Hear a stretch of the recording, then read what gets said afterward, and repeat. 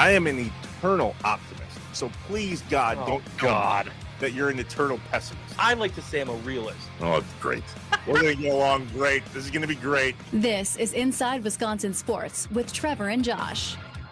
Crowd is here, about to blow, waiting for me to start the show. Out the curtain, lights go up from home. Whoa! Bowers a line drive to left, a base hit. Terang sent around third. Throw home is going to be late. Jake Bowers gives the Brewers a 1-0 lead. And a fly ball to left. This is well struck, and it is gone. Andrew Vaughn, a 3-run homer, and it's a crooked number for the Brewers in the first. Gets away, that'll score Ortiz. 5-0 on the wild pitch by Palante. Churio to right center, back is Walker. It's over his head and off the wall. Sal Frelick burning around third. There will be no play. It's another double for Jackson Churio. Ground ball to second. That could do it. Terang to Ortiz. On to first, double play. Ball game over. 4-6-3 it goes, and the Brewers come out of St. Louis with a split. 6-2 your final this afternoon. Our guy Jeff Levering on the call. Brewers TV. A big dub for Milwaukee. Brewers 6, Cardinals 2. A split coming out of St. Louis. Hard to win a series when you only play 2 games. Yep, everyone got a win, including the weather. Yeah. What's up, Wisconsin? Welcome in. Inside Wisconsin Sports. Trevor Thomas, Josh Albrecht. Hi. Live from the Wisconsin Sports Radio Network studios. Powered by the Potawatomi Sportsbook. Holy busy sports day, Batman. Let's play catch up. Packers. I love the leadership we're starting to see coming out of the locker room. Evan Williams sat down and had a few words for the rookies coming in. The message, y'all, we have a standard. I'm third-year safety, Evan Williams, and I got a few words for the rookies. Just want to welcome y'all to Green Bay, man. We got a strong culture here. You know, we expect excellence, demand it out of everybody that comes here, you know, expecting you guys to uphold that standard. The true standard is winning. The things that we desire at the start of each season, you know, winning the North, winning our conference, and then, you know, going to that bowl. Anything less than that is, you know, not enough for us. Having the right attitude, walking into the building and putting your best foot forward. You know, there's going to be failures through this first year. It's not going to be easy, but as long as you focus on the little things, instill those daily habits, and get better each day, you're going to end up right where you need to be. Love that. Love hearing that. Love seeing that. It's the onboarding that every rookie should have to go through. The stuff internally, and then when you're scrolling Twitter or Facebook or the Gram and you see that from the Packers, okay, that message is clear. I would also love to see the Packers content calendar.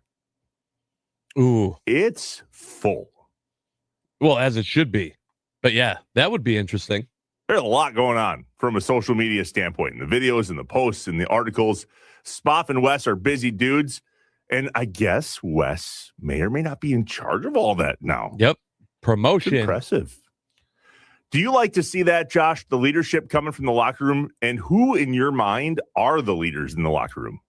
Yeah, I mean, you absolutely love to see that. I know that the team has been the youngest team for multiple years. They might not be this year, but still, you need to have some of that leadership, and you need the leadership to show to come out. And it's nice when it's not the people you just assume it's going to be, right? Like you assume it's the quarterback. Okay, it's going to be Jordan Love. Like Jordan Love be there. We saw last year Micah Parsons is not going to let anyone think he's not a leader in that room. But to see someone like Evan Williams is huge. We've seen Josh Jacobs step up and kind of take that role. All of that is great. It's got to be more than just one or two dudes. When you have so many different, personalities and positions on the field, you need multiple people to stand up. It's great to see Evan Williams being one of those guys. On to the Brewers. Brewers. A big dub for the Brew Crew. Brewers 6, Cardinals 2. We heard it in the open. Welcome back, Andrew Vaughn. And a fly ball to left. This is well struck, and it is gone. Andrew Vaughn, a 3-run homer, and it's a crooked number for the Brewers in the first. Does that not just make you feel better about life in general? 2 for 4 from Andrew Vaughn and 3 RBI. You're just on that home run right there that we heard from Brewers TV. You're not just, maybe it's just me. Whew, like deep breath. Okay, that's the Andrew Vaughn we thought we were going to get back. Very cool. He's the one that we saw in spring training. He's the one that we saw after he got to Milwaukee last year. So when he's hitting the ball well, things just feel better. It's the big stick we were missing. Right. I think that's the big difference. We talked about how Vaughn, Churio, and Yelich were your power hitters, and you didn't have any of them in the lineup, right? And so that's exactly what Vaughn proved last year he can be to this team, is hey, they don't have to all be just barely out of the infield singles that score runs, and once in a while you can get guys on base. The thing I love the most about that is everything that happened with that 3-run shot, everything that led up to it was with 2 outs. 2 outs, and the whole thing can change with this team and having a bat in the lineup like Vaughn, who can take advantage of an opportunity. Speaking of Churio, listen to this. Churio to right center. Back is Walker. It's over his head and off the wall. Sal Frelick burning around third. There will be no play. It's another double for Jackson Churio. Lev came after that and goes, that was loud. Yeah, Two things loud. there. Off the bat loud, but then off the wall loud. You heard the ball literally hit it. There was a stat that the Brewers put out a few days ago of the idea of Jackson Churio tearing the cover off the ball. Did you see this? I did. 109.2 exit velocity, 105.7, 102.8, 108.3, not radio stations, exit velocity from Jackson Churio's bat, not including that double we just heard from Brewers TV. What do we attest that to? The dude is just out of his mind right now. Yeah, first, welcome back, right? Like, what a way to start your season once you finally are healthy for Churio. But also, I'm a true believer in, hey, what you came back, whatever you're doing right now, like, is perfect. Hold on to it for as long as you can, because there are going to be ebbs and flows. There are for every player throughout a season. And the fact that he came back, started his season, and is not only crushing, but to your point, seeing and smashing the ball. Like, even though he's not perfect on the season anymore, he's not embarrassing. There are no embarrassing strikeouts or jam shots. He is pounding the ball. It's so good to see them both playing at this level. We would have taken one of the two. Don't care which one, but one of the two. True. To have them both come back with the big sticks in hand and lead this team in hitting and crushing, that is a huge win for the Brewers. You know what else is a big win for the Brewers? And we've been talking about this for weeks now, Josh. The pen looks good. It does. The pen looks good. Did you know that Aaron Ashby is tied for the lead in Major League Baseball for wins with 6? Yep. Sure That's did. Crazy. Didn't they joke at one point he might have 36 wins by the end of the season? His arm's going to fall off, as is DL Hall's. But look at the pen yesterday. Only 4 innings from Brandon Sproat. He gave up 1 hit, a great, solid outing from him. Then DL Hall, Aaron Ashby, Trevor McGill, Abner Uribe. Is that not the most perfect relief list that we can come up with? Right. That's it. If we can make that work, that's what we're looking for sure. Off day today. Mm-hmm. Yankees Friday, Saturday, Sunday. And it's my understanding that Friday the Yankees are going to see the Miz. Now pause there for a moment. We remember the Miz in the All-Star game last year? Like the best of the best can hit the Miz. Yep. Let us pray. Oh, dear God. Mm-hmm. Just keep the Miz from giving meatballs to the Yankees' best hitters. Go Brewers. Amen. There you go. Amen. Anything new from Madison? Badgers. Literally nothing. Nope. How about the Bucks? Bucks. Lots new for the Milwaukee Bucks. Here's John Horst Introducing Taylor Jenkins. First of all, I'm thrilled to partner with someone like this as a professional. As Jimmy talked about, the intellect, the competitiveness, the detail orientation. I had the opportunity to work with Taylor, obviously, years ago, and I've never been around someone who cares more about details and operation and process than Taylor.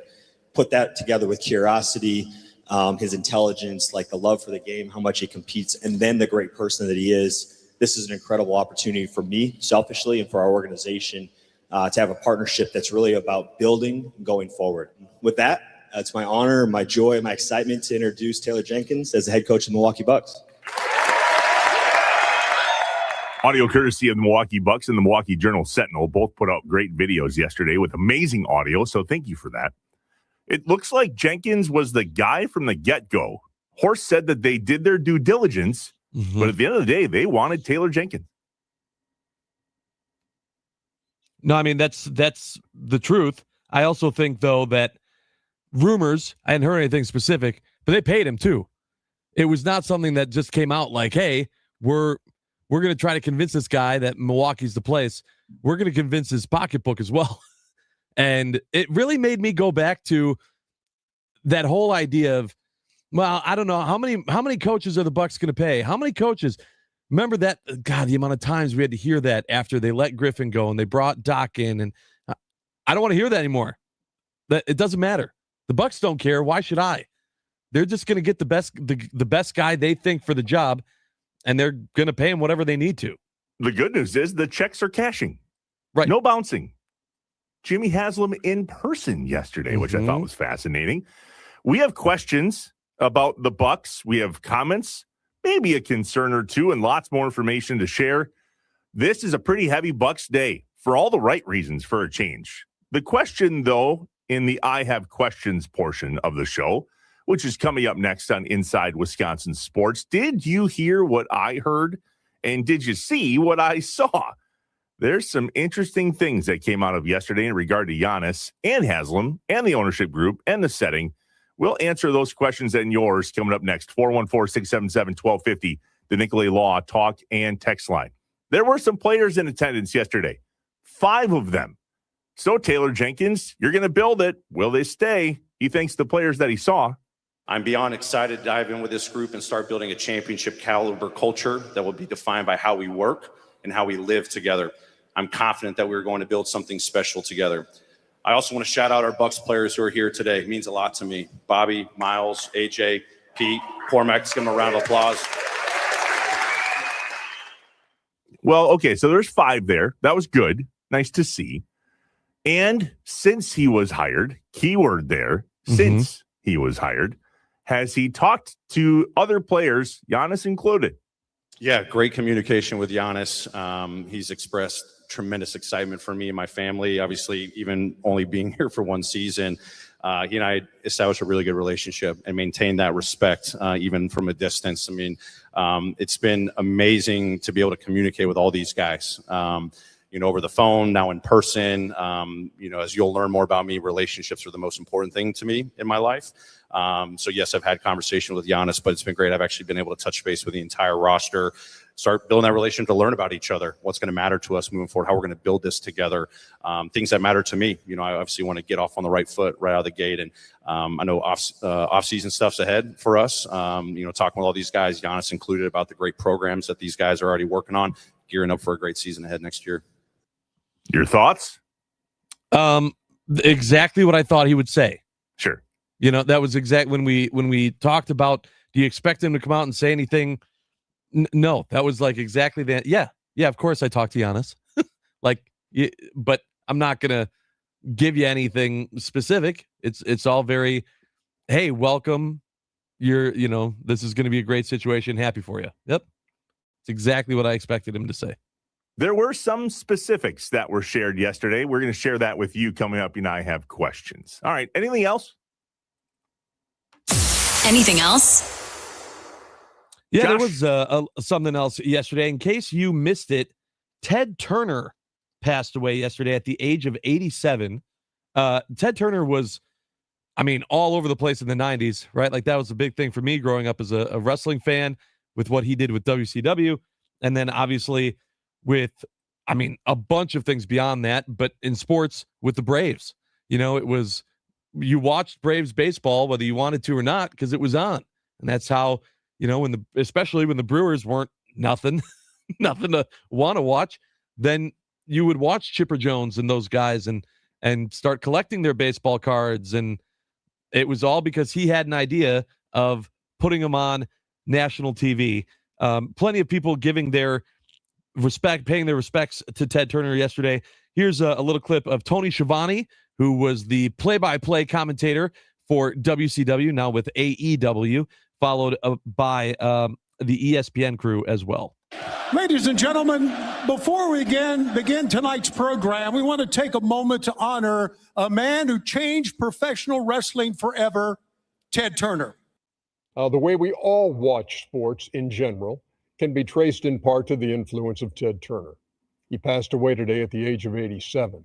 And here in Atlanta, his name is revered by all of us who have had the chance to work for him. For those of us who work at TNT Sports, and that first T stands for Turner, his vision, his legacy of big swings and bold ideas, it's a little more personal. Ted was an architect of impact across the globe, broadcasting, journalism, philanthropy, and sports. There you go. Ernie Johnson, Milwaukee native. Yep. A lot of impact from the Turner Corporation on Wisconsin in general. Ernie Johnson, one of them. Yep. Worked for TNT almost his entire career. Just had the change with them heading to ESPN. And we've heard story upon story from Brian Anderson. BA had a huge relationship with the Turners. That's how he landed on TBS and TNT doing nationwide baseball games. They heard him talking about CC Sabathia on SportsCenter.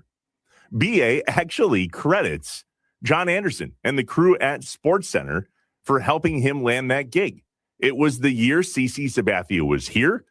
BA was doing incredible highlight commentary based on the success of the Brewers that year, based on CC Sabathia. And that went full sound on SportsCenter.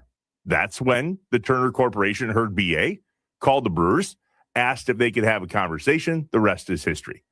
Ted Turner had a huge impact, not only nationwide, philanthropy, environmentalist, wrestling, clearly cable broadcasting. I've got a piece to talk about in regards to your comment about the Braves and it being okay to watch them as we were growing up. I'll save that, though, for the Malott Meets Morning Mind-Up. No, go right ahead. All right, as we continue on, we have questions. There was some reading between the lines yesterday that we may or may not have gotten a few answers from, including from Haslam himself. Whew, buckle in. This could be interesting. We're live from the Wisconsin Sports Radio Network studios, powered by the Potawatomi Sportsbook. It's Inside Wisconsin Sports with Trevor and Josh. Good morning, Wisconsin.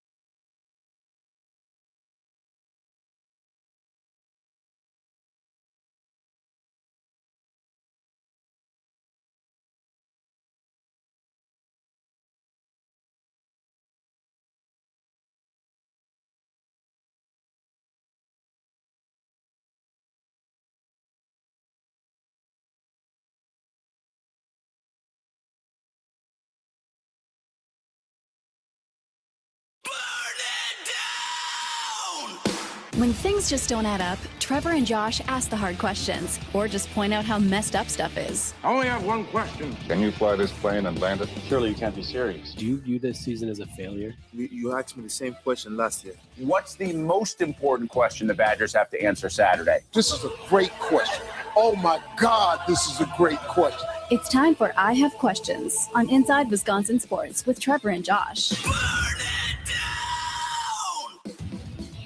Song and that guy, I love watching him alone.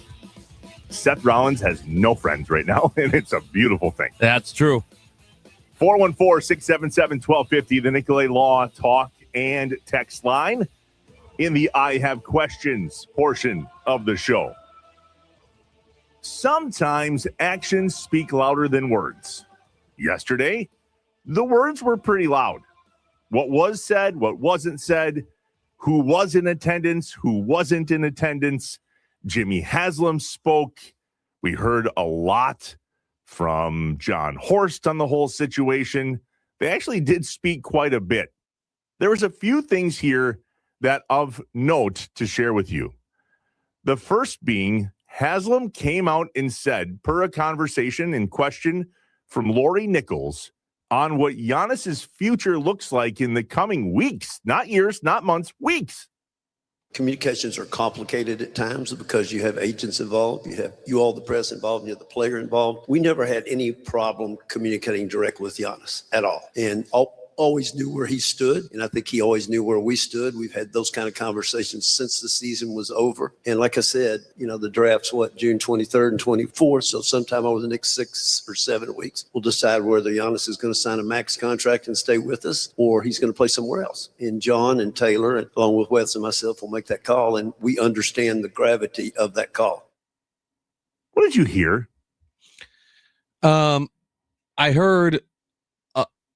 I heard a lot of things. There's a lot built into that. Yeah. That one statement. I will say a lot of the words he used were past tense, which was weird. Good catch. And I don't know if that's just reading into it or if that's, you didn't think about it, but you showed your cards. I also will say that I think that it made sense for Giannis to not be there. Like, the focus on what was supposed to be Taylor Jenkins being introduced as the new head coach still was overshadowed by people, in this case Haslam, answering questions about Giannis. If Giannis is in that building, the focus is not on Jenkins. It's just not. I mean, without Giannis in that building, the focus still was barely on Jenkins. And so you knew that the questions were going to be asked. They were asked to everybody. Anyone within the Bucks organization that spoke was asked about Giannis. But I did think that was interesting that when he was describing the relationship with Giannis, it was, in the past, we've never had this problem. We've always understood where he was at. Okay.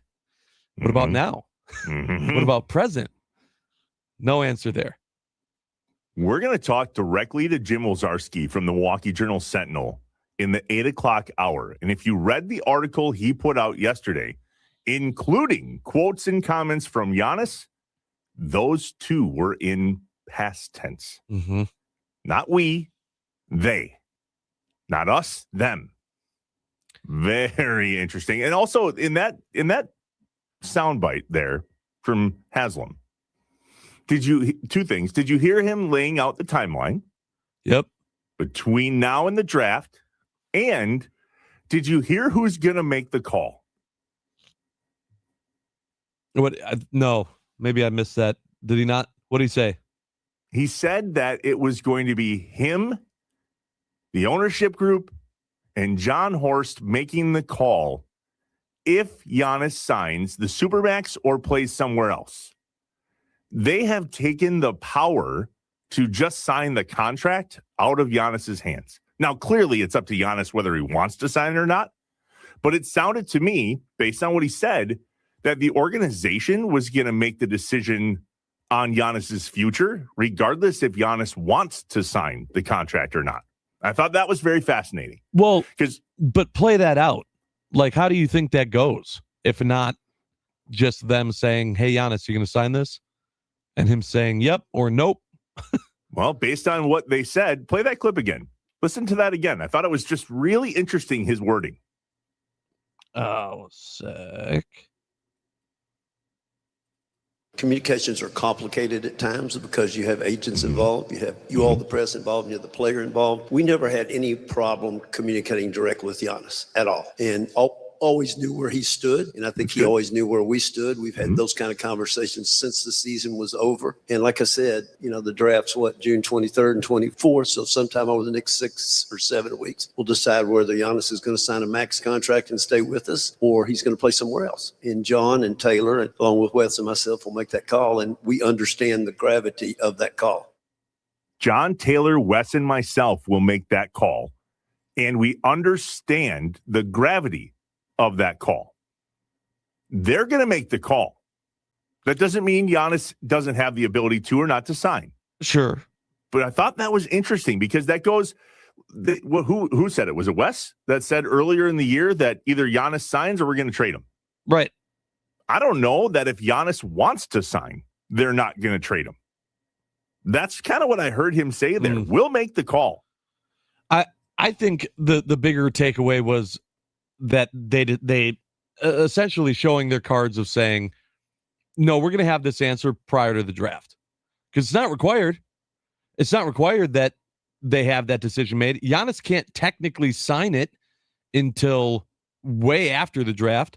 So it's not like they need to do that. He's saying, yeah, we're not going to string this along. We're either going to know prior to the draft we're trading him, or we'll know he's going to be here and that we're taking that draft pick and trading it or using it to build a future around Giannis. So based on that then, and specific timelines, it does not sound like they're going to leave it up to Giannis on whether he wants to sign the contract or not. Because if indeed they're going to have an answer for us on Giannis's future between now and the draft, and he doesn't even have the ability to sign the contract between now and the draft, ooh, that's telling. Yeah, I still, my brain isn't mathing. Like, my brain on that still looks at it and goes, yeah, but you're not making a decision until you know what his decision is. I don't know that that's true. That's what I heard them say. I think they are going to make a decision whether Giannis makes a decision or not. They're going to make the call. And that was the first time we've heard anything remotely close to something sounding like the organization deciding Giannis's future and not Giannis himself. There was also a piece that came out from John Horst per a question from Eric Name from The Athletic, the beat writer for The Athletic that covers the Bucks, on whether Giannis and Jenkins talked prior to Taylor Jenkins being the new head coach. Listen to this. No, Eric, every situation is different. And for us, it's really important. This is about building the culture, the identity of the team. I think, Jimmy articulated it well. Hopefully I did. It was clear to us in who that we need to hire to have as a partner with our organization going forward to build sustainable success for years to come in Milwaukee. And this situation, it wasn't about Giannis or not Giannis, none of the players. In years past, we talked to a lot of the players and seek counsel, and sometimes that was right, sometimes it was wrong. This was about hiring Taylor Jenkins. We had a list. It was a tight list of candidates. We vetted it. And when our first step of our process was engage Taylor, let's see where that goes. And it ended up with us hiring him, and that's where we are today. What do you think of that? Yeah. I mean, because we talked for weeks, though, that Giannis and Jenkins talked. Horst said they didn't. Well, but then Taylor said that they did. After. Right. After. Right. Yeah, that's my point. We had talked for a while on if Giannis and Jenkins talked prior to him being hired. The answer to that was no. Have they talked since he was hired? Yes. And I would expect him to. Giannis is under contract. I heard it. I still find it hard to believe. If that's still the case. Now, I will say the one thing that makes that believable is if they really paid Taylor Jenkins a crap ton of money, right? Like that could be the other thing that really played a factor here was if Taylor Jenkins said, all right, Giannis or no Giannis, you're paying me. I'm going to be the top in the top 3 highest paid coaches in the NBA. I'm taking the job in Milwaukee. That, okay, then maybe he didn't need to talk to Giannis. I just still think it's crazy to not at least try to pick his brain, especially when he said that, like Taylor Jenkins said, he knew Giannis. He's kept that relationship behind the scenes, but alive. It's not like they've never talked. So I find it very odd if through this whole process there wasn't a text sent. There was no communication at all. Not saying that I'm calling, Horst a liar, but I don't know. I feel like there's more to that. We did hear a lot from Taylor Jenkins yesterday and John Horst that Taylor was the guy with or without Giannis. And he had a lot of comments about that and building a culture, building relationships on and off the court. And John Horst said specifically in that quote, it wasn't going to be whether Giannis was here or not, or Giannis approved or not. That's why they didn't talk ahead of time. We were going to move forward with Taylor Jenkins. He was the guy. And they did their due diligence. And they looked at other head coaches. And they had the conversations. And Taylor Jenkins was the guy. There was one other piece right from the beginning of the press conference that I heard, and I thought it was interesting. And it has to do with how many times we've said over the last few months in this entire drama that Wes Edens was the governor for the Milwaukee Bucks. Listen to Jimmy Haslam. I'll be real brief, and John's going to formally introduce Taylor. And Wes Edens, my co-governor, if you will, is in Europe and couldn't come today, but sends his regards. What? Co-governor. That means Jimmy Haslam has had his hands in this egg basket the entire time. We thought that Wes Edens was the governor, the team's lead owner, the team's official league representative. Jimmy Haslam is the co-governor, and now all of it makes sense. You mean why it's been a dumpster fire? Exactly. Yeah. I mean, I feel like a lot of people have said already that the reason why it's all been so terrible is because Haslam showed up. Absolutely. And yet, quickly following that comment or concern or opinion or fact was that, well, but Wes Edens is the governor. And that's where all of us went, so Jimmy Haslam only has so much say because Wes Edens the decision maker. Turns out that's not the truth. Yeah. Jimmy Haslam is the co-governor of the Milwaukee Bucks, which means him and Wes Edens make decisions together. Right. I kind of take that as who gets the deciding factor if they can't come to an agreement between the two of them. I would guess the majority owner. I would guess that's why I thought, okay, well, whoever the governor is, like whoever that person is gets to split the vote and go, okay, if it's 50-50, I get 51, you get 49. And then that'll change however many years. I didn't expect Jimmy Haslam to go up there and say, and the guy who is 1% more important than me right now couldn't be here today. And so, he said co-governor. I'm not reading into that a ton. I do think that a lot of the decisions that were made, though, have never been just one guy. The Bucks organization has made it pretty well known that it's the entire ownership group and Horst that are communicating with each other on every decision. That just doesn't make me feel any better based on the decisions they've made. So I almost wish that one person was to blame so that I could say, all right, we found the problem. There he is. Go get him. Get him out of here. Instead, it's everybody, because we're all a big team making terrible decisions.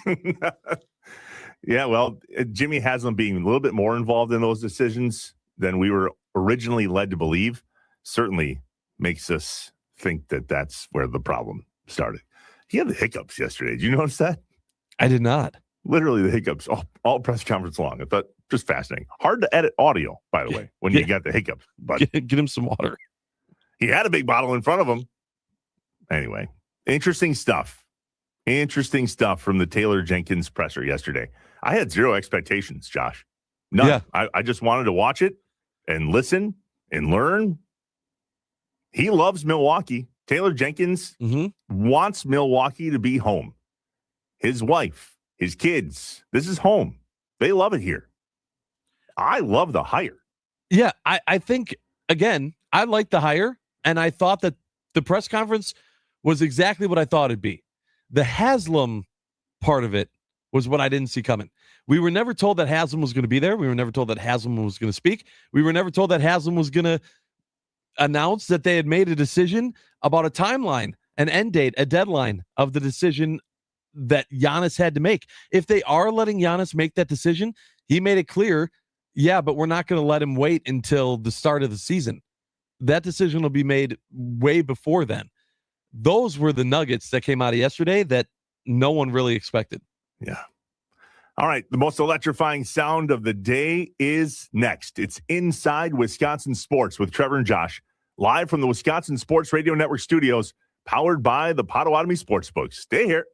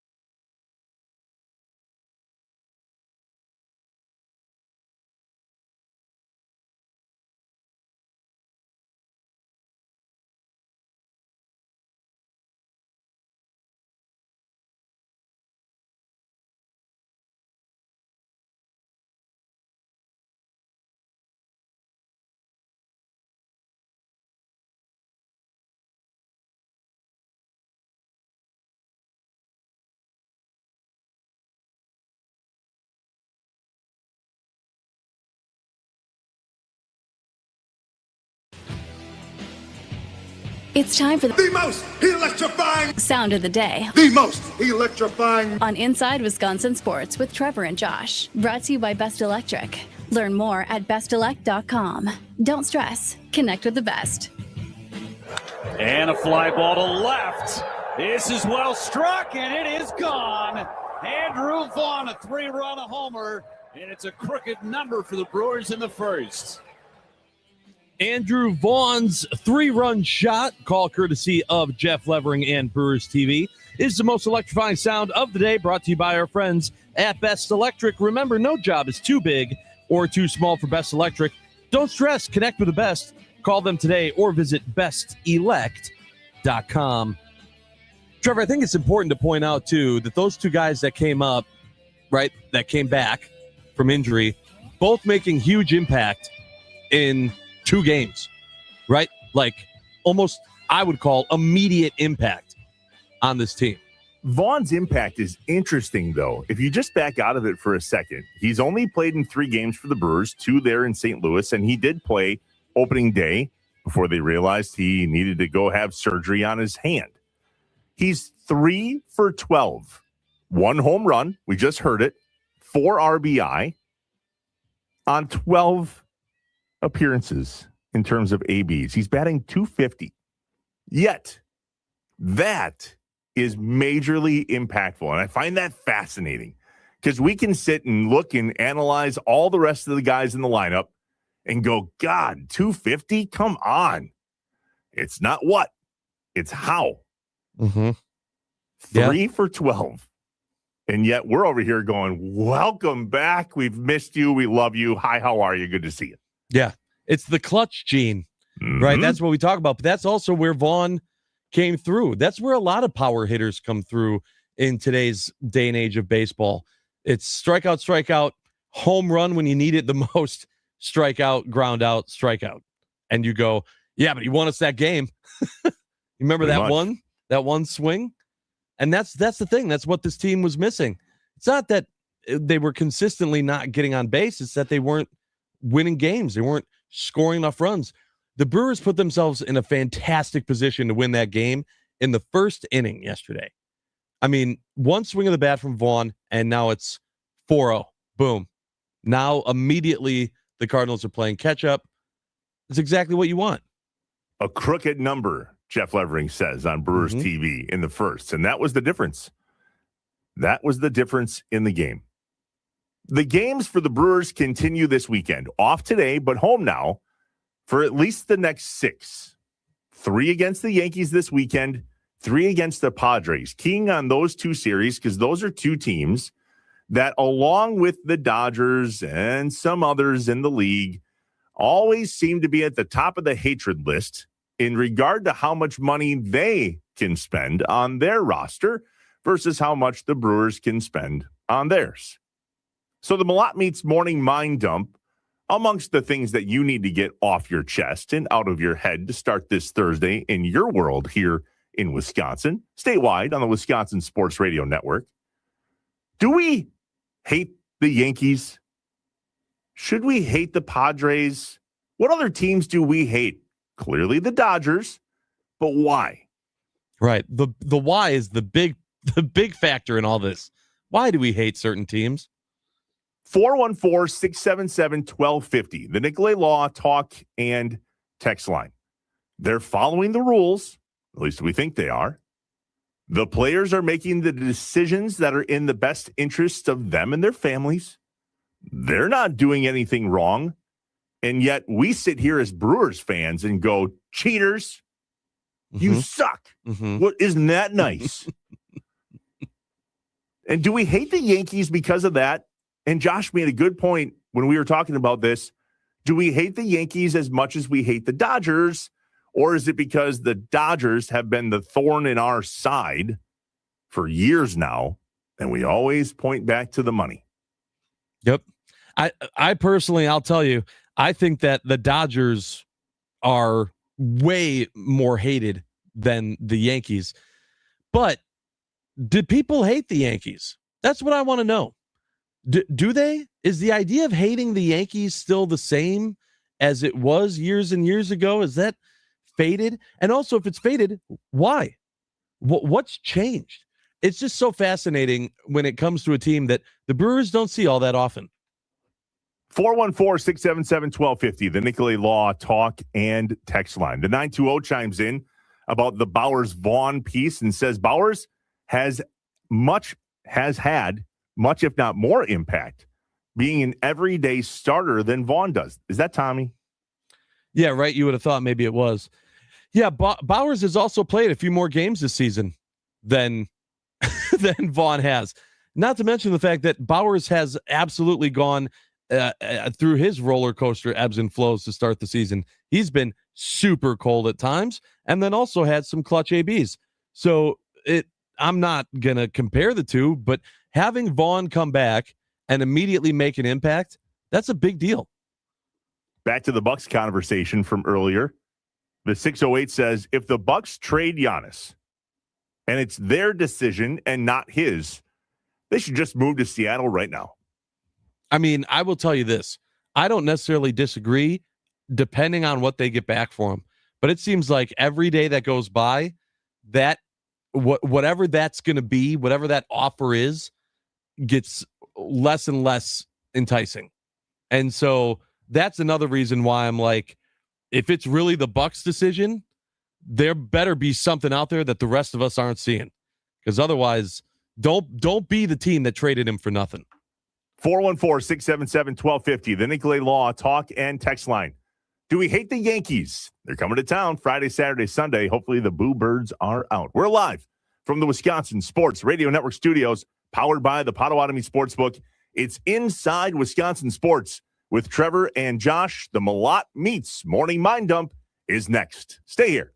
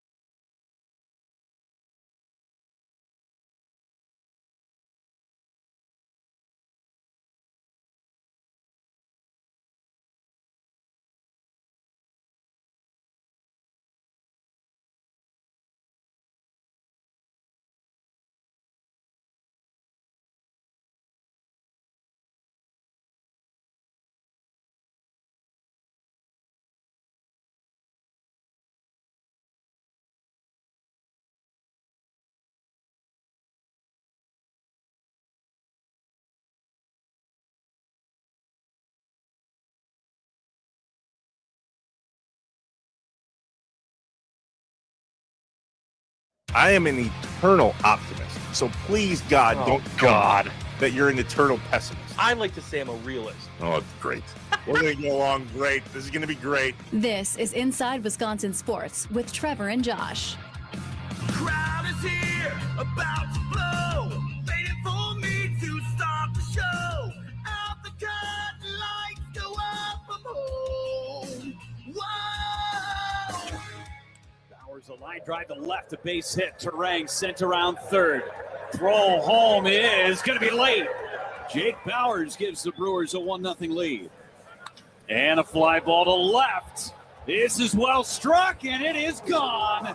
Andrew Vaughn, a 3-run homer, and it's a crooked number for the Brewers in the first.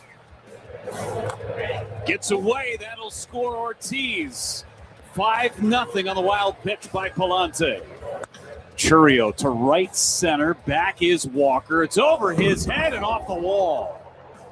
Sal Frelick burning around third. There will be no play. It's another double for Jackson Churio. Ground ball to second. That could do it. Terang to Ortiz. On to first, double play. Ball game over. 4-6-3 it goes, and the Brewers come out of St. Louis with a split. 6-2 your final this afternoon.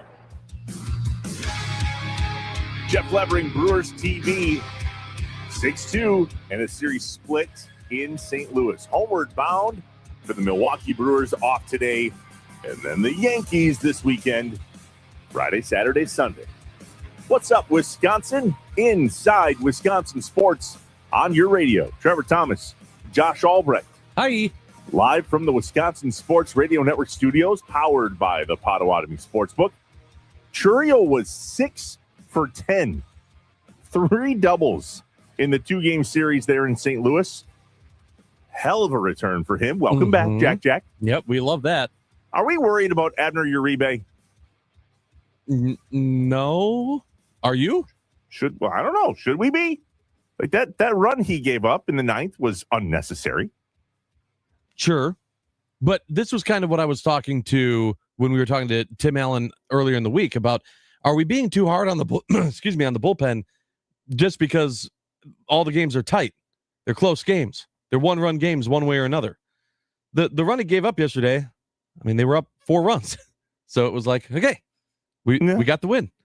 I wonder if the way that we've been viewing our bullpen and pitching staff in general is more just based on it being close games and not necessarily individual stat lines. Why do we view the Yankees the way we do? And the Dodgers and the Padres and the other teams that seem to have the payroll Milwaukee will only dream of having?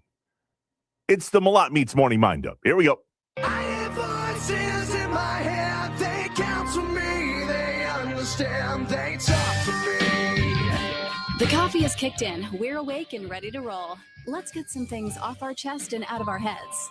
You don't know what it's like to be me out here for you. It is an up at dawn, pride-swallowing siege that I will never fully tell you about, okay? I'm as mad as hell, and I'm not gonna take this anymore. I'm in a glass case of emotion. What we've got here is failure to communicate. We got no food. We got no jobs.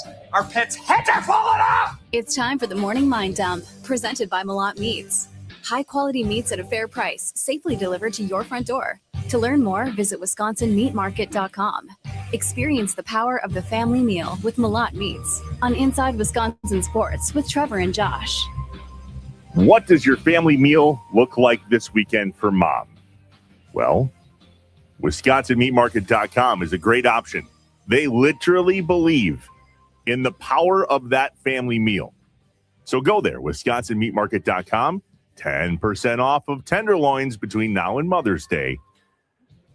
The power of the family meal with Malott Meats. Malott Meats has an awesome Matt the Meat Guy. We hear him in the spots.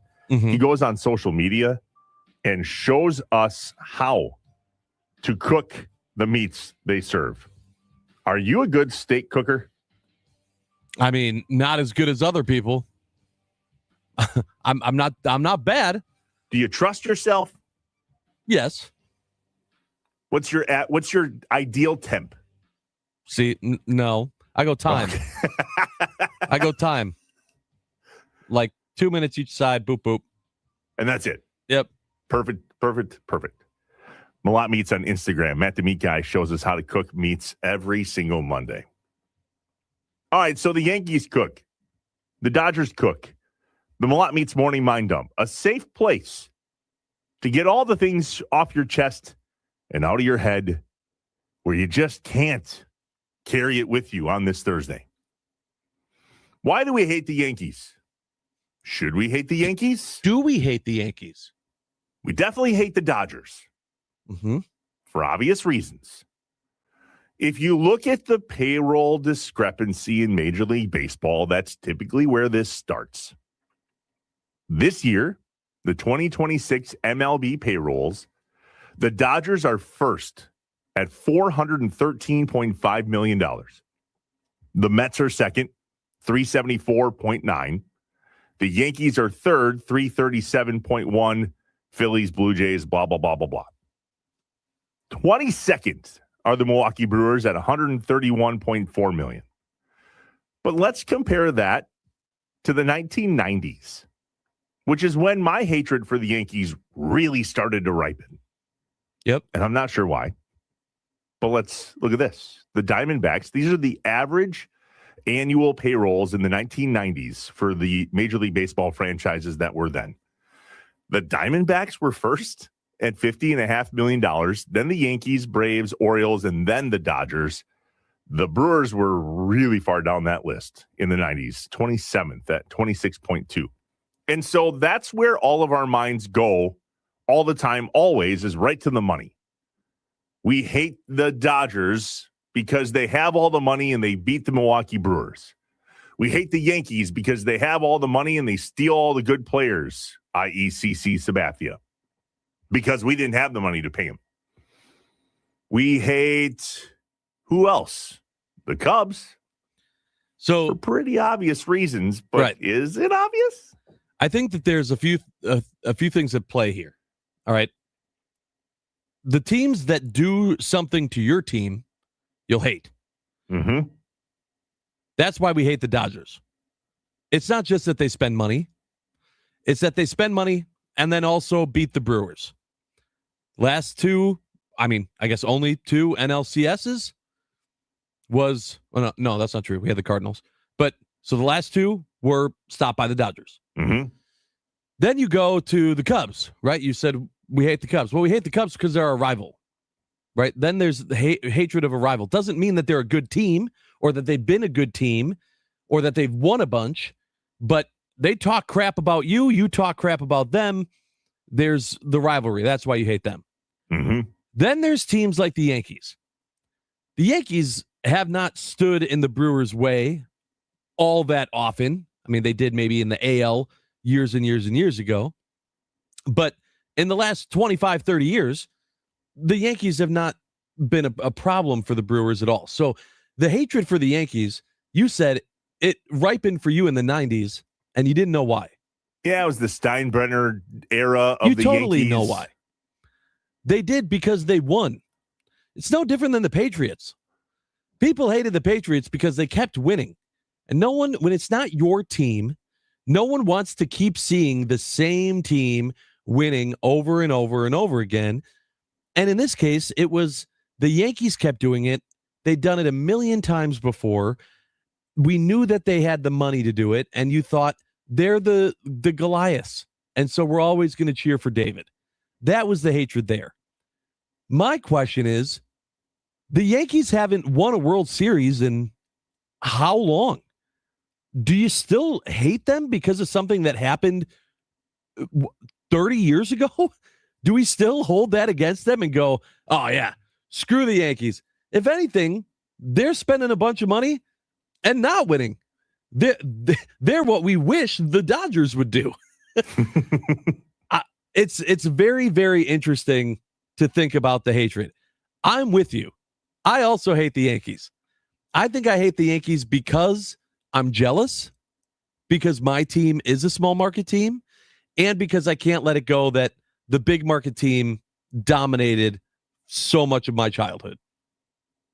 Jacob in Tosa does a great job of summarizing everything that you just said, Josh, including the jealousy part. He says, hard for most people to admit, but the hatred of these teams, in quotes, simply stems from jealousy. Cubs, Dodgers, Yankees, they all have a better history. I think it's actually a treat when they come to town and we get to see some of the best in the game, grow the game. Don't tell your kids that we have to hate a non-rival team just because we're jealous. So what are we jealous of, though? The winning? Not anymore. Brewers are doing just fine in that category the last decade, if not two almost. Is it the money? Kinda. Because money leads to the wins that matter most in the playoffs. And that certainly seems to be where we connect the dots. The idea of hating the Cubs, to me, is about the fans that show up in Milwaukee when we play the Cubs. Craig Counsell did not make that any better. Correct. But I've said this. I'm going to say it again right now. And it came up earlier in the conversation when in the first segment of Let's Play Catch Up on Inside Wisconsin Sports, Josh, you said that you grew up watching games on TBS and TNT of the Braves. Yep. It's because they were on. Yeah. I remember watching them in the World Series vividly. Yeah. And they were completely neutral. There was nothing. Atlanta hadn't stopped the Brewers. There was nothing that was like, I'm can't cheer for them. And the fact that it, like, what was I afraid of with Atlanta? Nothing. Well, but that changes house by house. And that's my point with the Cubs. I had no reason to hate the Cubs growing up. None. They weren't Well, an they were AL from Chicago. Team. I didn't have a reason to hate them. They weren't an AL team. We hated the White Sox. I had 1,000 more reasons to hate the Braves. Give me two. They left Milwaukee. Okay. That's 1, 2, 3, 4, 5, 10, 19. My dad and my grandfather both grew up in Milwaukee. The Braves were our team, and they turned their back on our town. So in regard to the Braves organization, for anybody with history in Wisconsin, we should hate them 1,000 times more.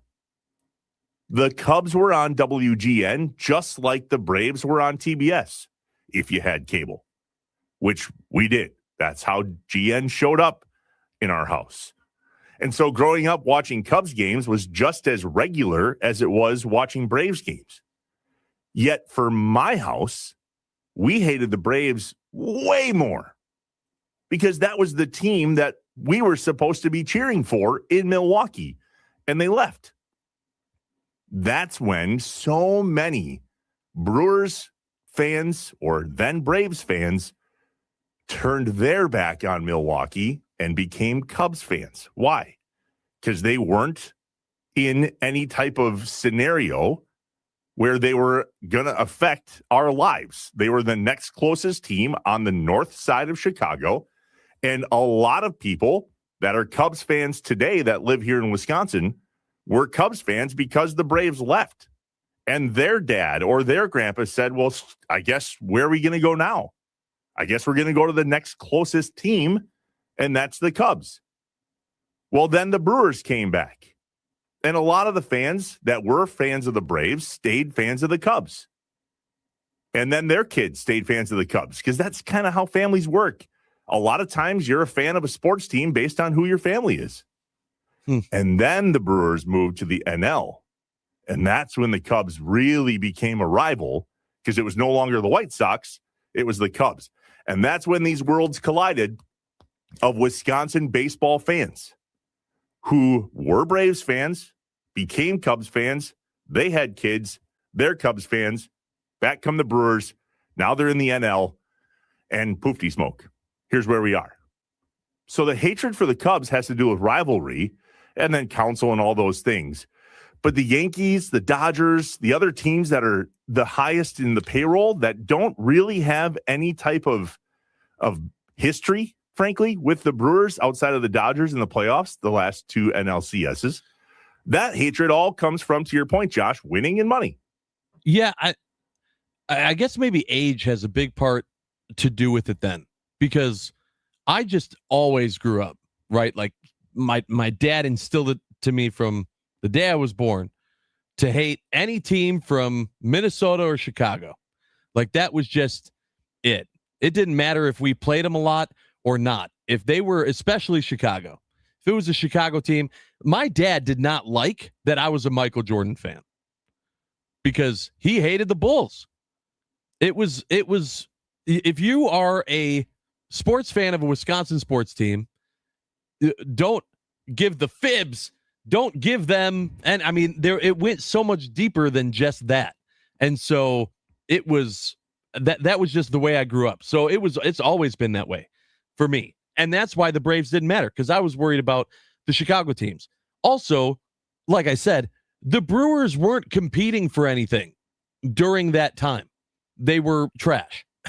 And so it was a completely different experience for me as a kid when the Braves were being highlighted on TV. Rice Cake chiming in the 414. I hate the Dodgers more than any team in any sport. I hate them so much. Well, Rice Cake, why? Why do you hate them? Right. Because they beat the Brewers? Because they have the most money? Because of both of those things? Because they seem to have so much money that they can defer payroll to a guy like Shohei Ohtani? Is it because the best players in baseball choose the Dodgers almost seemingly always, them or the Yankees, because of the payroll discrepancy? Why do you hate them? And also, did you hate them in the 90s and 2000s? Because they didn't go to a World Series from 1988 to 2017. So in that period of time, which is a good period of time, the Dodgers weren't putting anything out there. You know who people were upset with and hated during that time? The Yankees. Because they were doing that. That's what I'm saying. I think that when it's not a team that directly impacts you in other ways, like it being a state rival, you're just mad because they win a lot. And that's what the Dodgers are now. That's what the Yankees were back in the day. The 608 says, I hate the Yankees because of the fans who think it's the cool thing to do to root for them and wear their gear. That's a fair point. That one's good. I hate Yankees hats. It's the worst hat to me. It probably has all the things to do with everything we're talking about, but there's maybe no more hat that I hate seeing more in my everyday life in Wisconsin than a Yankees hat. Really? Yeah. More than a Cubs hat. I mean, that just is what it is. I'm so used to it now. Oh, I just still don't hate it. Well, sure, but I understand it. I certainly don't understand the majority of the people that wear Yankees stuff on the regular in Wisconsin. I don't get it. There are certain fans that live in Milwaukee that wish they lived in a bigger city. That's why when the Bucks sucked, you saw a ton of LeBron jerseys at the Bradley Center when he would come to town, and it would be like, why is this crowd more LeBron fans than Bucks fans? It's the same thing. There will be people that live in the Chicago and Milwaukee area at games this weekend repping a Yankees hat. I promise you. Jason in the 920. I hate the Yankees in part from the winning, and then the other part because they can buy whoever they want. So there's where those worlds collide of having the money and the winning, especially when we were kids. The 608, because I'm from Wisconsin, I am a part-time Brewer fan. However, the list of great Yankee players is a novel. The Brewers are the torn dust cover. So that has a lot to do with it, too, the history of who the Yankees are. Mm-hmm. The 906, I don't hate teams because they do what they can to win, which includes spending money. That's an immature reason to hate a team. So I brought that up, too, specifically in the conversation yesterday in my notes. Is that fair? Is it fair to hate a team because they have money and we don't? Is it fair to hate a team because they have money and they're choosing to spend it all by the book in regards to Major League Baseball, and we don't have that option? So is it fair as a sports fan to hate them following the rules and playing the game to their best ability? You ever heard the saying, they hate us because they ain't us? Yeah. Oh, yeah. That's it. Oh, we hate the Yankees because we're jealous that we don't have money to just throw at whoever the hell we want. Especially because we know we have the people in place running the organization to where if they did have that money, that we could win a World Series. We know we're that close. There are certain organizations in sports that spend money, but they're just so poorly ran that they don't find success. We know that's not the case with the Brewers. The Brewers continuously find ways to get close playing with peas instead of a steak dinner. The 920 to the Braves point earlier. As a kid, the Braves left when I was 7 years old. County Stadium would get the White Sox to play a few games each year in Milwaukee. One time, they played the Twins with Harmon Killebrew, and I became a Twin fan for years. Yeah, I'm very grateful that I never grew up in a period where there wasn't Milwaukee baseball, because I would have hated being in that situation. So here's somebody, Josh, that has the same hatred for the Cardinals you do. The 262 says, I'm in my mid-30s, just like you. Mm-hmm. I've always hated the Cardinals more than the Cubs. Mm-hmm. I definitely grew up watching the Cubs on WGN, but also the Braves on TBS. So my hate went elsewhere. Why do you hate the Cardinals more than you hate the Cubs, Josh? Because I thought that, well, first, they beat the Brewers in 82. Yeah. Which, even though I wasn't here, I could have said, yeah, but we still got one. We got one in 1982. Like, that could have been it. Yeah. On top of that, I think out of the last, in 2011, 2018, and 2025, you put those together of what was the best chance for the Brewers to do it. And I still think the team they had in 2011 was that team. And then the Cardinals just cardinaled. And of course they found a way. That David Freese was a rookie, and he ends up being like the MVP of the series, just completely lights him up. I'm like, of course. That it's just the two times when you go through history and the Brewers should have won. They had the firepower. They go up against the Dodgers in 2025. Okay, they were a powerhouse. 2011 should have been the Brewers' year. 1982 should have been the Brewers' year. Both times stopped by the Cardinals. Screw the Cardinals, and they're entitled. I don't like the Cardinals. Good save. Thank you. The 414, this is Rice Cake chiming back in. Oh, it's absolutely their success as to why he hates them, but it's different, though, for baseball because of the lack of salary cap. LA has bought a championship. I also hate the bandwagoners for the Dodgers, and they always say they've been fans their whole lives. Is buying a championship wrong? It's wrong when to me because my team can't. Right. If my team if we could, did, would that feel any different? Nope. Okay. Absolutely not. And that's a hard thing for a lot of fans to grasp because we hate that they do that because we can't do that. It's a jealousy factor for sure. 414-677-1250, the Nicolay Law talk and text line. We'll continue with your texts as to why you hate the Yankees, the Dodgers, and overall baseball spending in general. But when we come back, it's a Be Better Thursday with the Better Business Bureau. Who needs to be better in your world, sports or otherwise? We'll share ours and read yours next. 414-677-1250, the Nicolay Law talk and text line. We're live from the Wisconsin Sports Radio Network studios, powered by the Potawatomi Sportsbook. It's Inside Wisconsin Sports with Trevor and Josh.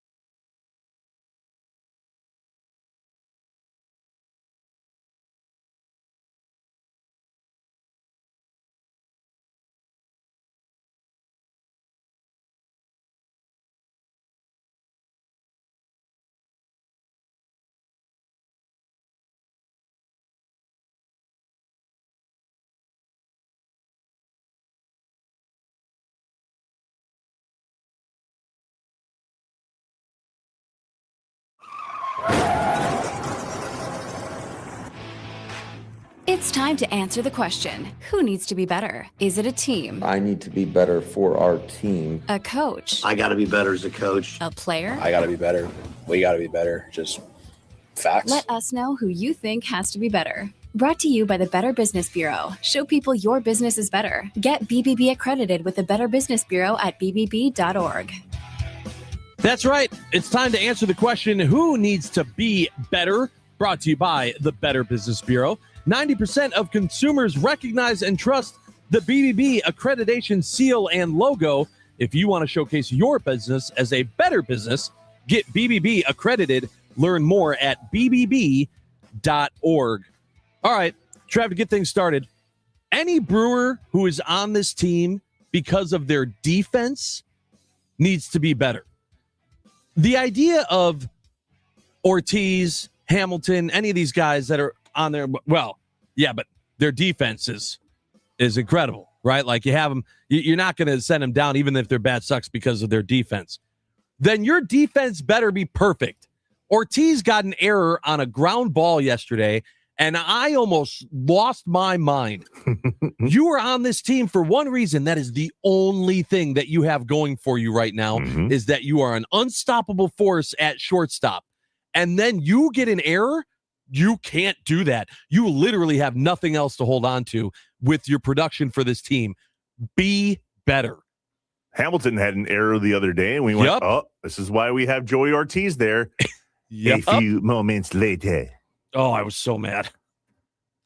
Greg Gard, Shaka Smart, be better. Specifically, be better than TJ Otzelberger at Iowa State. TJ is a Wisconsin native, born in Milwaukee, played basketball at UW Whitewater. He's recruiting the crap out of Wisconsin in recent years, including last night, when 6'7" Donovan Davis from Freedom High School, about 10 minutes away from where I live, committed to Iowa State. Not Wisconsin, not Marquette, not Iowa or Nebraska. Iowa State. Yep. Brutal. Be better. Be better.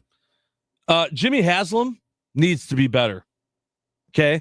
The way he came off yesterday, it was very Jerry Jones-ish. I didn't like that. That's not the way that we handle ourselves in Wisconsin sports. We don't. And that was, listen, we all knew we didn't like him, but this is, no one knew he was going to be there. Then he's there.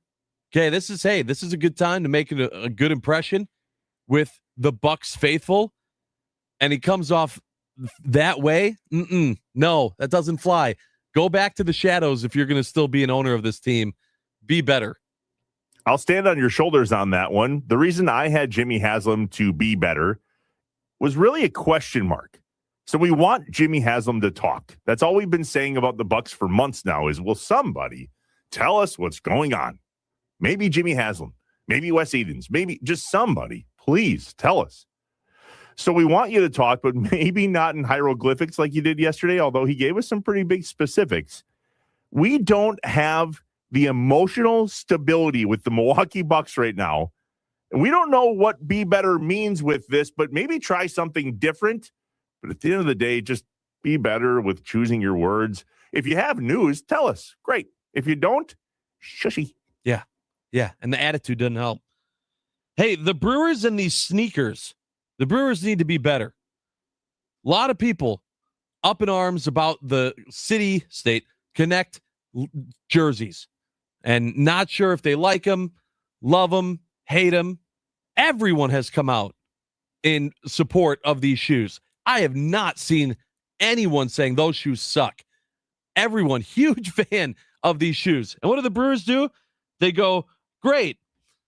We got about 100 of them. Collector's items. The one piece from the whole drop that is universally loved by the state of Wisconsin and Brewers fans, and they're going to be on eBay for $500 a piece because they're essentially just for your sneakerheads and not people that just want to support the team wearing a cool pair of shoes. Be better, Brewers! Have you heard from people that they're not fans of the Wisco jerseys and hats? Oh, yeah. I have not. Oh, my God. A ton of people. Northeast Wisconsin is fairly certain that they're pretty cool.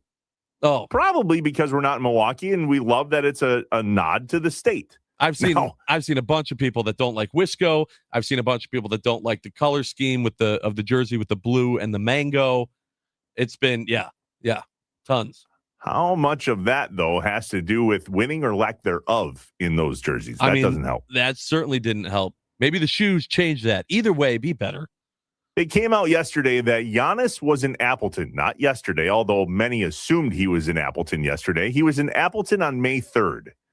And his family and he went to Tom's Drive-In, amongst that in an arcade, and just did family things. And it's hard not to notice Giannis when he's in the community because he's Giannis. But does his diet need to be better? We've seen this cat go through drive-through after drive-through. He talked about loving Oreos. He'd never had those before. And I've been told my whole life that you can't outwork a bad diet. So I've been trying to do that for years. And they're right. I can't outwork my bad diet. The Greek freak figured it out, though. Leave it to him. Maybe I guess my diet needs to be better. Yeah. I don't know. You ever seen that commercial where they show like a guy walking into a house and it looks like a really nice house, and then he opens the door and the house is like on fire and there's trash everywhere and everything's awful, and they use that as like a comparison between, even if you make the outside of your body look good, what are you doing to the inside? That's the diet. That's what Giannis's diet is on right now. He works out enough to where when you look at him, you go, that is a god. That is literally a Greek eat what god. you want. Right. Yeah. However, inside, I mean, yeah, if you're, stuffing candy. Who was the NFL player, wide receiver, who was like obsessed with candy? And eating candy on the bench and everything. Yeah. You remember who I'm talking about? Tall guy. For a while, when he was a free agent, there was a chance that he was going to come to Green Bay. He played for Seattle. Not remembering his name. Anyway, it's the same thing. I was like, how do you look like that if your diet is candy? How? You eat candy and I gain a pound. I don't understand. Be better. The WWE needs to be better. Interesting. This almost made my list. Tell me more. For a lot of reasons, they need to be better. The number one reason is they sold out. And they're making it really obvious that they sold out. You're seeing more and more commercials using, even some of them here on the Wisconsin Sports Radio Network, of them promoting businesses as athletes. You're seeing it with the partnerships with ESPN. The biggest reason why I say they need to be better, though, is the behind-the-scenes stuff. I know that is part of it, and that's been a part of it for a while, of athletes or superstars doing their own podcasts and sharing stories of doing matches and things. But now there's so much of it that it's like any story, even if it's from the childhood days, the golden era of wrestling, just being spoiled of, and then he told me to kick out at this point, and then he hit me with another one. And you're hearing it from everybody. And I'm like, I know it's fake, but do we have to have every single piece of media showing that it's fake? Like every single thing? Can't one just be, hey, that was cool? No, it can't. I hate it. This isn't sports. It's sports entertainment. Be better. Does ESPN need to be better then? Because they got in bed with the WWE to the point where the only place you can see Backlash this weekend is on an ESPN premium subscription platform. They almost are admitting, ESPN, that the WWE is mainstream sports, and that has a lot of people twisted. Because it's not. Because they say it is. I know, but it's not. It's entertainment. It's not. It's not. We don't know the outcome ahead of time in the rest of the sports that ESPN covers. John Anderson always used to tell me that hunting wasn't a sport because one side doesn't know it's playing. I love that. That's a great line. It might still be a sport. Maybe it's just an unfair sport. Yeah, very lopsided. The Nicolay Law fan talking text line helping us out. 414-677-1250. The 414 DK Metcalf. That's what I was trying to think of. He was the guy that literally, when asked about his diet, said candy. My diet is just candy.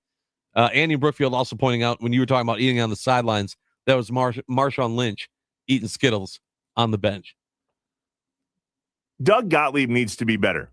I checked in with him last night as to how the move went for him and his daughters and apartments. He told us yesterday morning that he was going to be a one-man moving crew. He texted me and said, I even patched a hole in the wall and fixed a baseboard. Who wouldn't want to watch Doug Gottlieb patching a hole in the wall and fixing a baseboard? Those are skills that I don't necessarily have in my repertoire. Yeah, but I love the also video of that. I also understand why he didn't. When you I do too. That doesn't mean I don't want him to be better. Sure. When you put something like that out, there are people that do it much better than you that are going to critique the hell out of it. Yeah. Even if it looks exactly the same at the end of the day, it's, well, you didn't do that part right. That was a cheap patch job. Okay. All right. Calm down. I've got one more Be Better on my list. And I think when we come back, Josh, we'll get to the rest of all of the Be Betters that are piling up on the Nicolay Law talking text line. 414-677-1250. What needs to be better in your life with the Better Business Bureau, sports or otherwise? Here's my otherwise. Next week is not going to be better for me, but I wish it was. I'm already tired. I have the greatest weekend / long week next week ever. Jason from the 920 and I used to call this the trifecta. Ooh. When within a certain amount of days, you could squeeze 3 events in. Well, next week's the quadfecta for me. Wednesday night, Shinedown is here in Green Bay. Mm-hmm. Riker is a Shinedown freak. Definitely going to that show. Okay. That morning's going to suck on Thursday. I'm doing the show for 2 hours that day and then leaving at 8 because Riker's 8th grade final class trip is headed to the Brewer game next week, Thursday. I'm a chaperone. So I'm heading to that. That's going to be awesome. Get back from that. Friday, Luke Combs. Saturday, Luke Combs.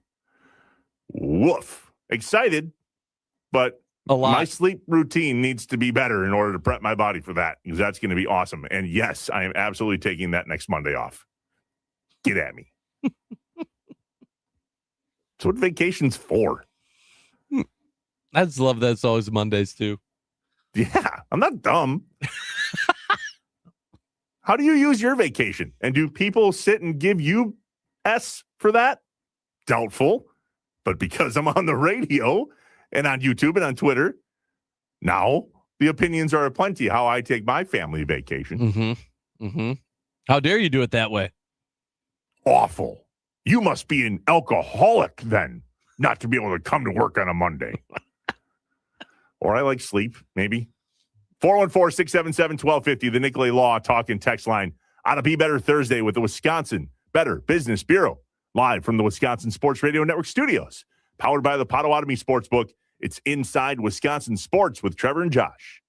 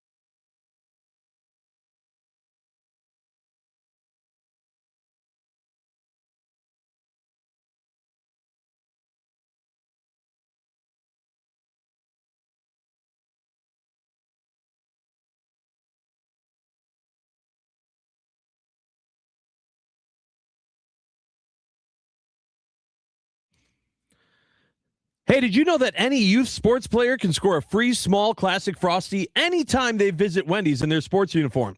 That's right. Just stop by after practice or with your team after a game. Who doesn't love a Frosty?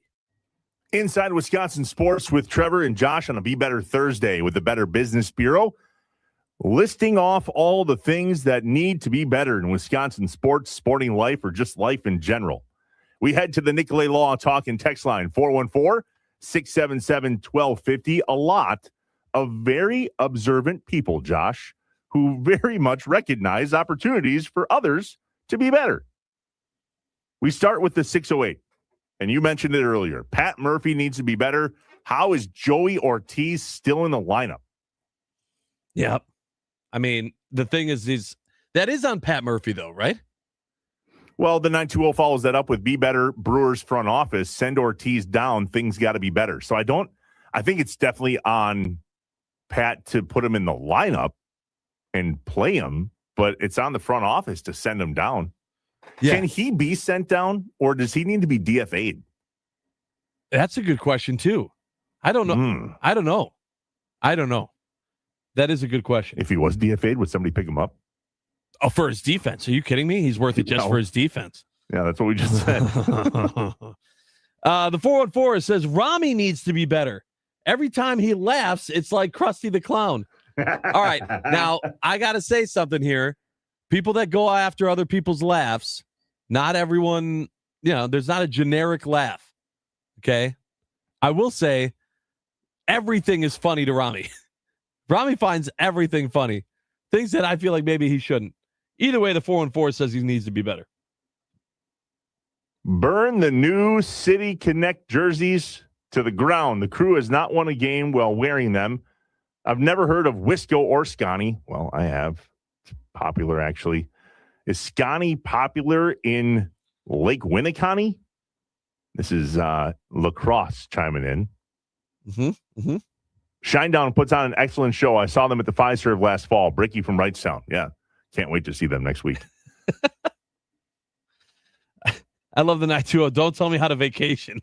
I'm not. Exactly. I'm not telling you how to vacation. Well, there's the 262. I don't blame you, Trevor, for taking off. I have a soccer tournament and Mother's Day festivities this weekend, so I took off tomorrow. That's why we have vacation.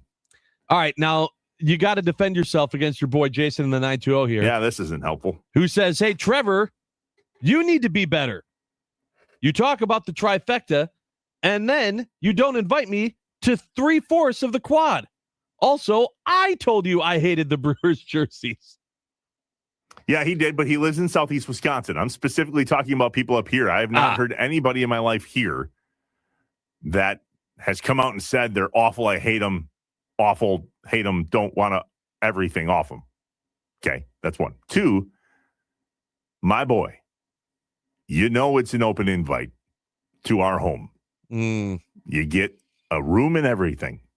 He wants the pomp and circumstance. Roll out the red carpet. Hey, I love this one from...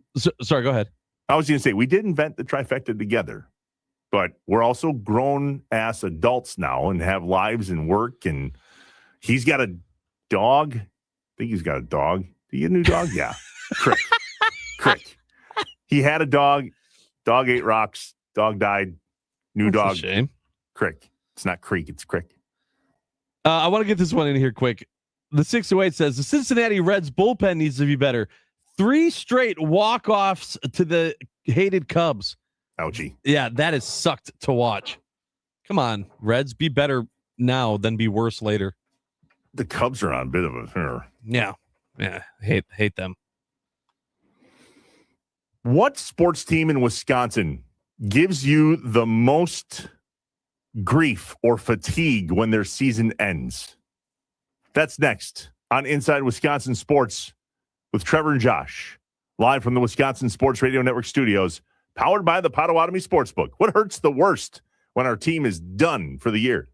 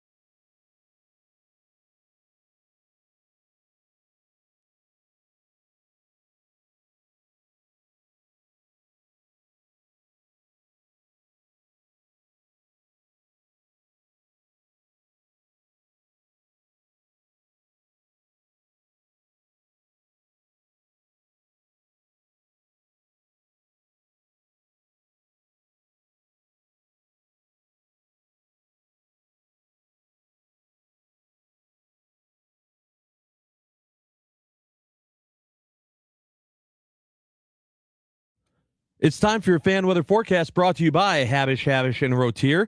There's a small chance of rain this morning, but mostly cloudy conditions will continue throughout the day with a high of 53 degrees. It's currently 41 degrees here in Milwaukee.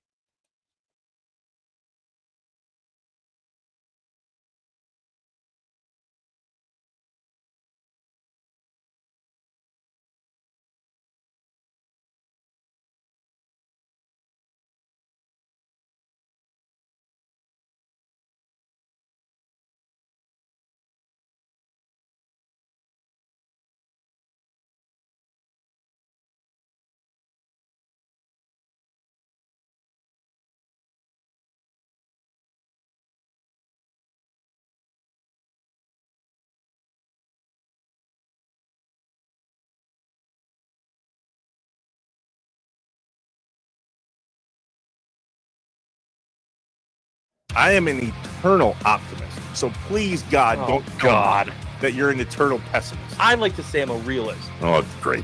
We're going to get along great. This is going to be great. This is Inside Wisconsin Sports with Trevor and Josh.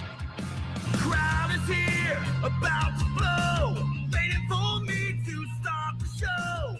Out the curtain, lights go up from home. Whoa! Bowers a line drive to left, a base hit. Terang sent around third. Throw home is going to be late. Jake Bowers gives the Brewers a 1-0 lead. And a fly ball to left. This is well struck, and it is gone. Andrew Vaughn, a 3-run homer, and it's a crooked number for the Brewers in the first. Gets away, that'll score Ortiz. 5-0 on the wild pitch by Palante. Churio to right center, back is Walker. It's over his head and off the wall. Sal Frelick burning around third. There will be no play. It's another double for Jackson Churio. Ground ball to second. That could do it. Terang to Ortiz. On to first, double play. Ball game over. 4-6-3 it goes, and the Brewers come out of St. Louis with a split. 6-2 your final this afternoon. I don't like the word split. Yeah. Yeah, it's true. Usually, though, that's in a 4-game series. True. Not a 2-game, especially with a rain out. And now we're going to have that weird half-game back thing for a while. That isn't going to get made up until July 7th back in St. Louis. Day-night doubleheader. All right. 500. Did we finish? No, we can't finish the games 500 on the road because we didn't play an even number. Nope. 3 out of 5 ain't bad. Yeah, well, it's winning. Jeff Levering on the call there, Brewers TV. What is up, Wisconsin? How are we? Happy Thursday. It's Inside Wisconsin Sports. Trevor Thomas, Josh Albrecht. Hi. Statewide on the Wisconsin Sports Radio Network. What's up to you in Wausau? What's up, Duluth Superior? Hiya, how are you, Green Bay and Appleton and Milwaukee? As we continue the conversation this morning, heading in a direction now of when our sports team seasons end. How much fatigue do you get? And does one particular team give you more fatigue than another? Like every single Packers something here in Northeast Wisconsin, we live and die by. I've shared with you, I drive by the G every single day. Mm-hmm. Never take it for granted. Yet here, if the Packers win on a Sunday, Monday is a good day. If the Packers lose on a Sunday, Monday's not a good day. Like we literally live and die with all things Green Bay Packers. Do you in Milwaukee find that with the Brewers and the Bucks in the community? Do you live and die by how the team is doing? And I think this plays into, Josh, this idea of, well, that's why it hurts so bad when the season ends. It definitely, you can have a bigger case of the Mondays depending on how your sports team did on Sunday. Yeah, absolutely. That's still the case.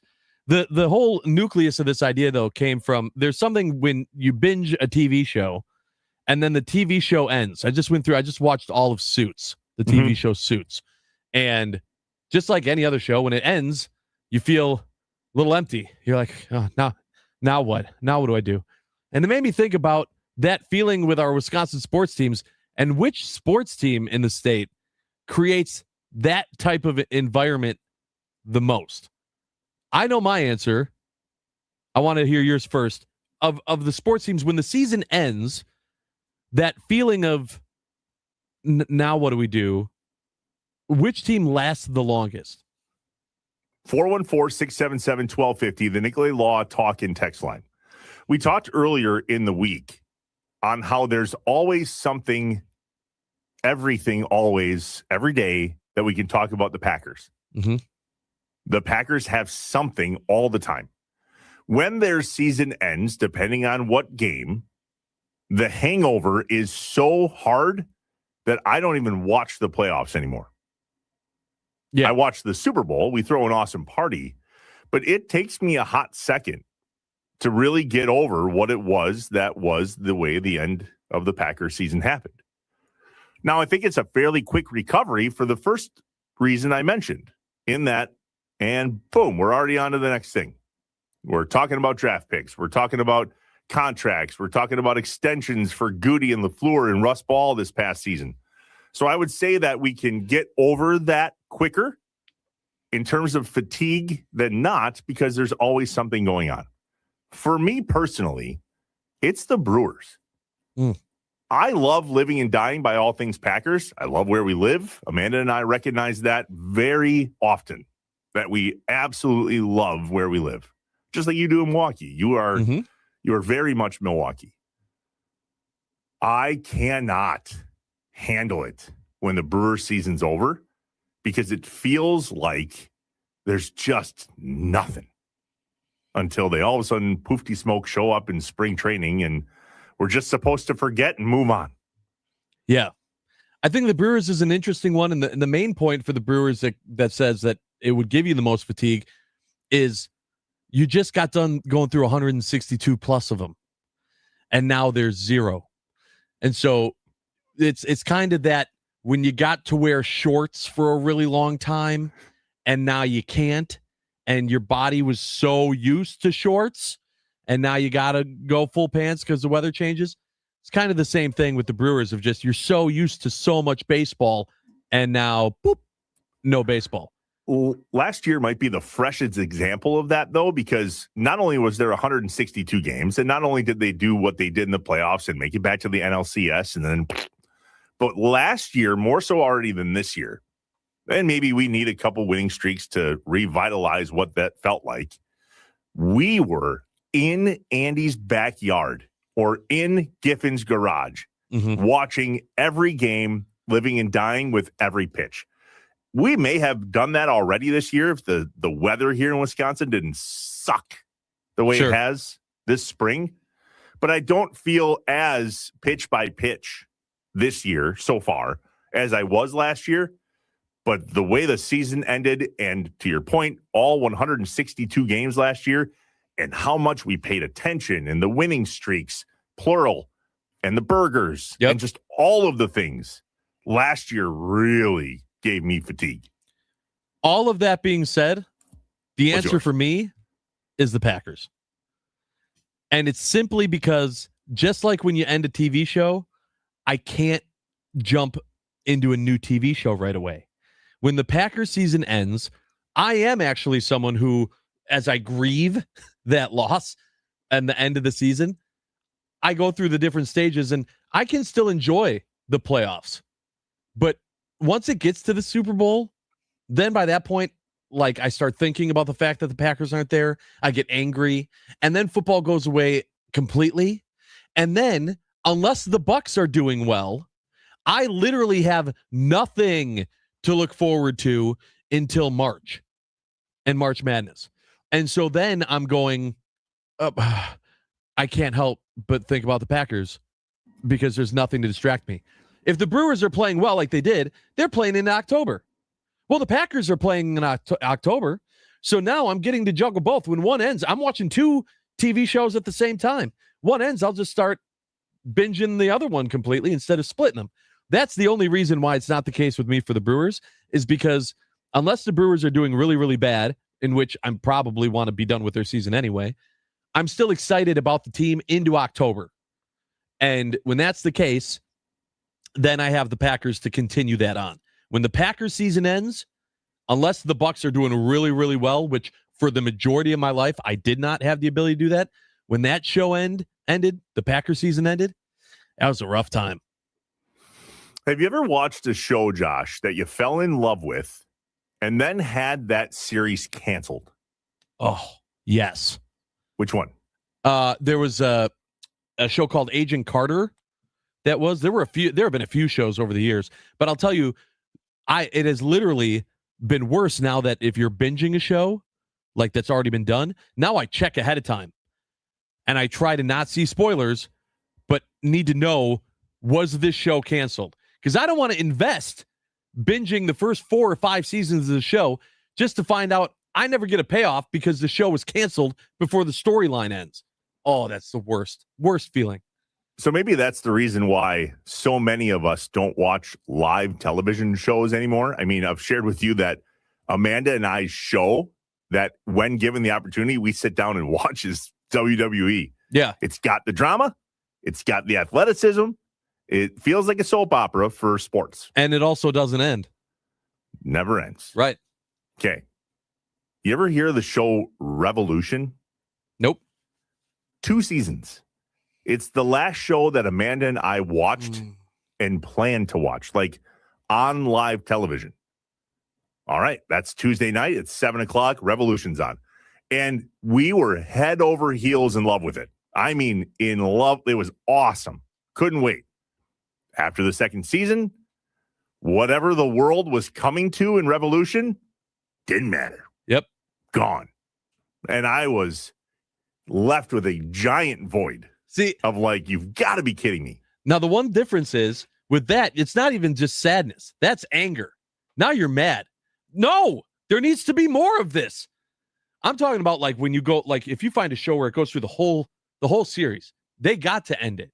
It made it to the end, but then it ends and you close that book and you go, man, now I'm sad. Now I'm sad because it's over. I'm going somewhere with this. We've never experienced losing a team. Like in our lifetime, you're saying?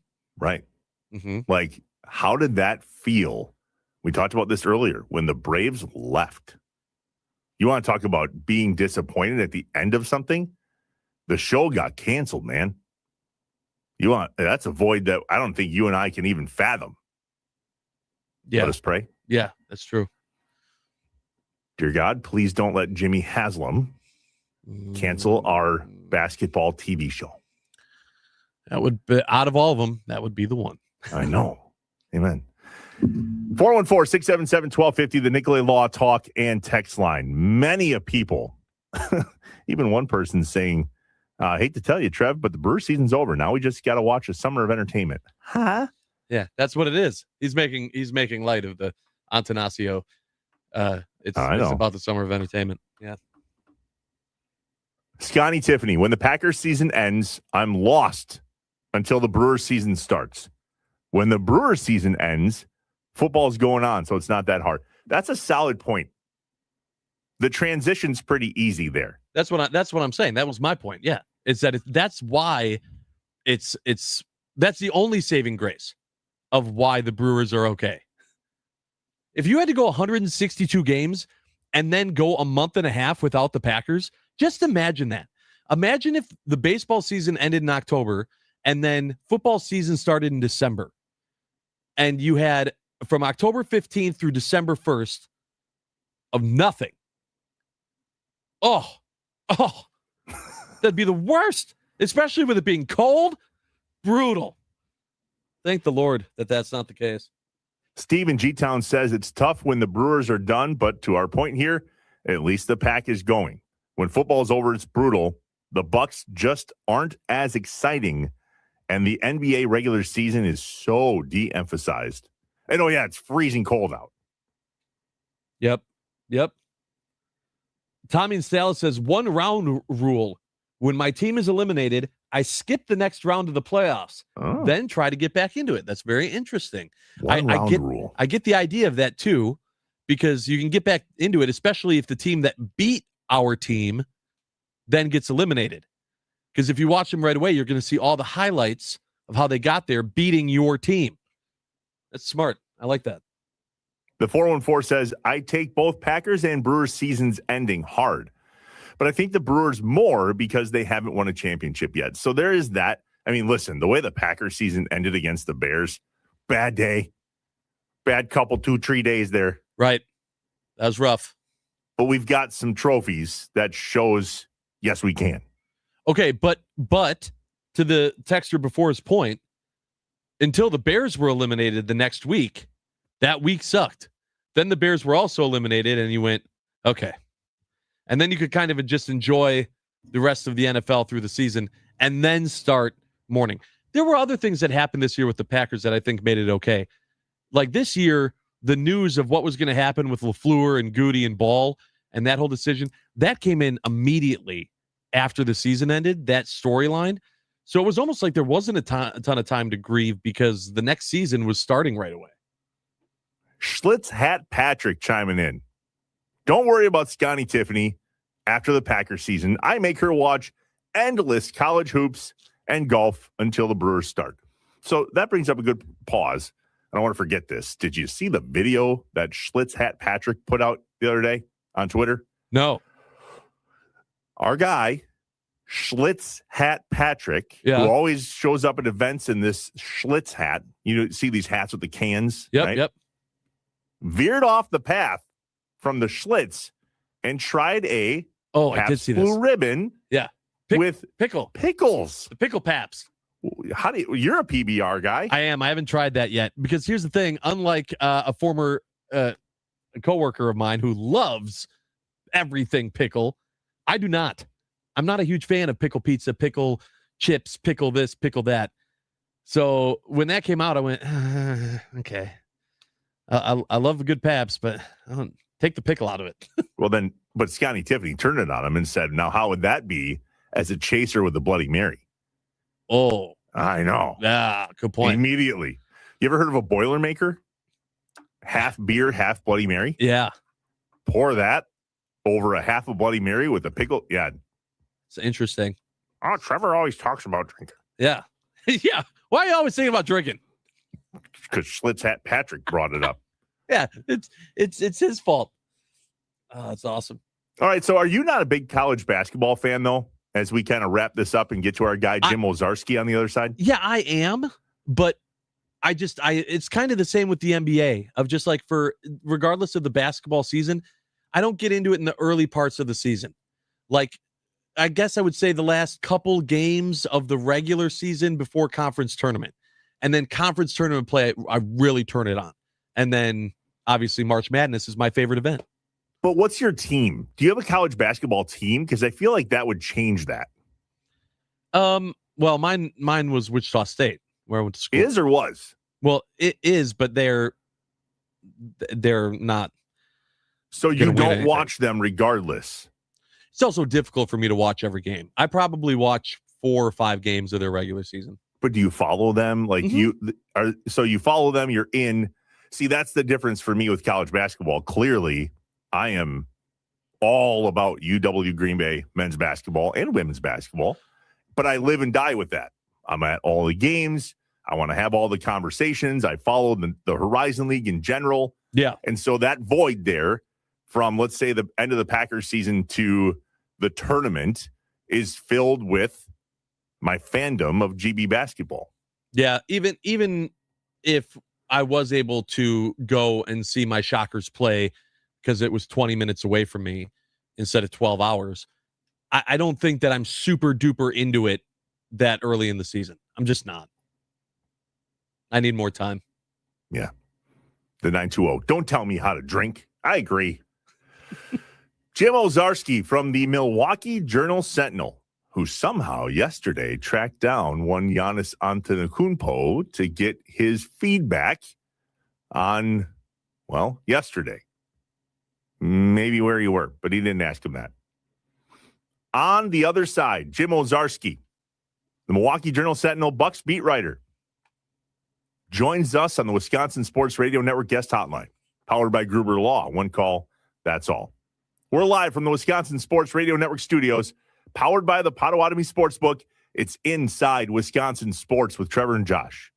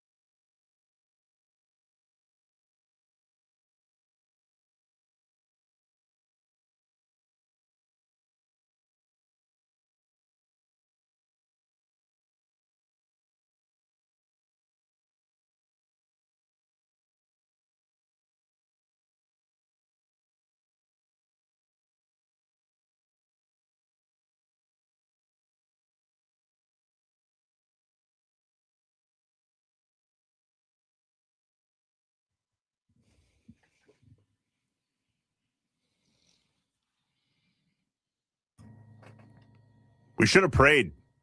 We should have prayed. It's on us. Yeah. We got to be better. Ozarski. Yeah, be better. Jim Ozarski scheduled to appear on Inside Wisconsin Sports with Trevor and Josh. Currently, MIA. That does not mean we're not prepared with Plan B, by golly. And Plan B is all the things that Jim Ozarski was going to talk about in Plan A. I got to say, before we get to it, though, is there any chance that Jimmy O is unavailable because something's happening right now with the Bucks? I mean, don't you think Twitter would tell us? I don't know. I don't know. All right, so Jim Ozarski was going to come on from the Milwaukee Journal-Sentinel and talk all things Bucks basketball because he's the Bucks basketball beat writer. One thing I was going to ask him, what does he cover that Lori Nichols doesn't? Josh, do you know that? I don't. I would think they're the same, that they just multiple Bucks jobs. Beat writers. Yeah. I mean, there's that enough. makes sense. Think about all the stories that have existed. Truth. All right, so let's just recap yesterday. Taylor Jenkins got to meet him almost before we got to meet Jonathan Gannon, but Close. The Packers beat us. John Horst introducing to us the new Bucks head coach, Taylor Jenkins. You know, first of all, I'm thrilled to partner with someone like this as a professional. As Jimmy talked about, the intellect, the competitiveness, the detail orientation. You know, I had the opportunity to work with Taylor, obviously, years ago, and I've never been around someone who cares more about details and operation and process than Taylor. Put that together with curiosity, his intelligence, like the love for the game, how much he competes, and then the great person that he is. This is an incredible opportunity for me, selfishly, and for our organization to have a partnership that's really about building and going forward. With that, it's my honor, my joy, my excitement to introduce Taylor Jenkins as the head coach of the Milwaukee Bucks. Now, before you go all nuts on us, it's our job to pick these things apart.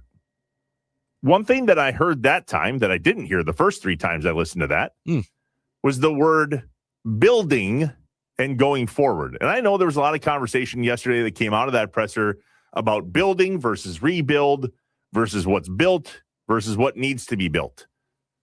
But all of it is about moving forward. Just food for thought. Yeah, I think that could be a whole nother conversation, but just the idea of a rebuild, I feel like you can't rebuild something until you built something. So they're in a rebuild, whether it be with Giannis or without Giannis, because they had already built something. The Bucks were successful. So this isn't, regardless of what wording they're using, I'm going to say the Bucks aren't building, they are rebuilding. But you can't rebuild every year just because you weren't good. No, but that's why they say, like, tank and rebuild. You have to have a couple down years and then rebuild. When's the last time the Bucks didn't rebuild? That's what I'm saying. I don't think they had pieces. They added pieces. Is that rebuilding or no? No. Oh. I think a rebuild is when they say, like, you take it down to the floor and then you rebuild it back up. But you're just building something if you haven't been there, right? There needs to be a period of time. The Bucks got a championship. Once you did that, okay, then you stayed competitive for years. Now you've fallen off. Is it time to rebuild that back up? Well, let's listen to Taylor Jenkins. What we building, bud?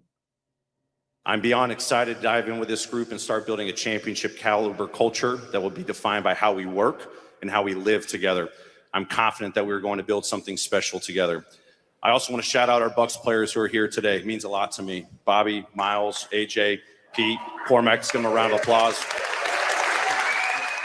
So if you build it, will they stay? And specifically, what about Giannis? Jimmy Haslam laid out a little bit of a timeline for us yesterday, and none of us expected to hear or see from Jimmy Haslam yesterday, which has a lot of us going, oh boy, you're a little bit more involved than I think we thought you were. Mm-hmm. And I don't think we think that's a good idea. So Lori Nichols asked the question from the Milwaukee Journal-Sentinel, what's next? Communications are complicated at times because you have agents involved, you all the press involved, and you have the player involved. We never had any problem communicating directly with Giannis at all, and always knew where he stood, and I think he always knew where we stood. We've had those kind of conversations since the season was over. And like I said, the draft's June 23rd and 24th, so sometime over the next 6 or 7 weeks, we'll decide whether Giannis is going to sign a max contract and stay with us, or he's going to play somewhere else. And John and Taylor, and along with Wes and myself, will make that call, and we understand the gravity of that call. Whoa. Yeah, this is the part of the show, ladies and gentlemen, where you put your tinfoil hat on and we take a deep dive in dissecting every single word that is said by everyone. When you listen to this clip from Jimmy Haslam, I'll play it again, just the beginning. If you're taking that word for word as gospel, you're worried right now if you wanted Giannis to stay. Communications are complicated at times because you have agents involved, you all the press involved, and you have the player involved. We never had any problem communicating directly with Giannis at all, and always knew where he stood. We never had a problem. We always knew. Not we always have and we always know. Had and knew. Past tense. Very interesting. Now, I also said in our Be Better segment that Haslam was coming off very Jerry Jones-ish to me. So I'm not taking every single word and the past or present tense as the gospel and a reason for this, but there is something to it. And he wasn't the only one either that people were analyzing the past or present tense that were used. As you mentioned earlier, Trevor, Jimmy O got a comment. He was able to get some wording for an article from Giannis on the Taylor Jenkins hire. Mm-hmm. And he said, I had the conversation. I don't think Milwaukee is just getting just a good coach. I think they're getting a good person. And that's where it starts with having a good person around that's going to be able to set the tone, that set the culture and what Milwaukee Bucks basketball is all about. He's a really good coach. Uh-oh. He says, I don't think Milwaukee is just getting just a good coach. I think they are getting a good person. Uh-oh. Not, I had the conversation, and I don't think we are just getting a good coach. I think we are getting a good person. He didn't say that. He didn't say that, did he? He said Milwaukee and they. And so a lot of people not only picking apart what Haslam said, but picking apart what Giannis said. I want to get your thought on this. I do think there is something to be said about wording and the words that people choose to use. Mm-hmm. I also think that unless it's a prepared written statement, sometimes you're just saying words. I completely disagree. This is the best example of something called leaking. In life, whether you want to say the words or not, what you actually say is leaked, meaning sometimes you can't just fake it. You can't. And in Giannis's case, for him to say it multiple times, you can't help but go, oh boy, that might be him leaking. Mm-hmm. So I think a lot of us thought when the Taylor Jenkins signing or offer was made and accepted that Giannis was staying. It felt like that move happened fast. We saw the Instagram photo from Giannis talking about the Deer District should be packed right now, taken at the same time. I think a lot of people thought, oh, Giannis isn't going anywhere. It's crazy how quickly that all changes yesterday. A lot of that conversation, though, was because there were multiple reports that said Giannis and Jenkins talked before Taylor Jenkins was hired.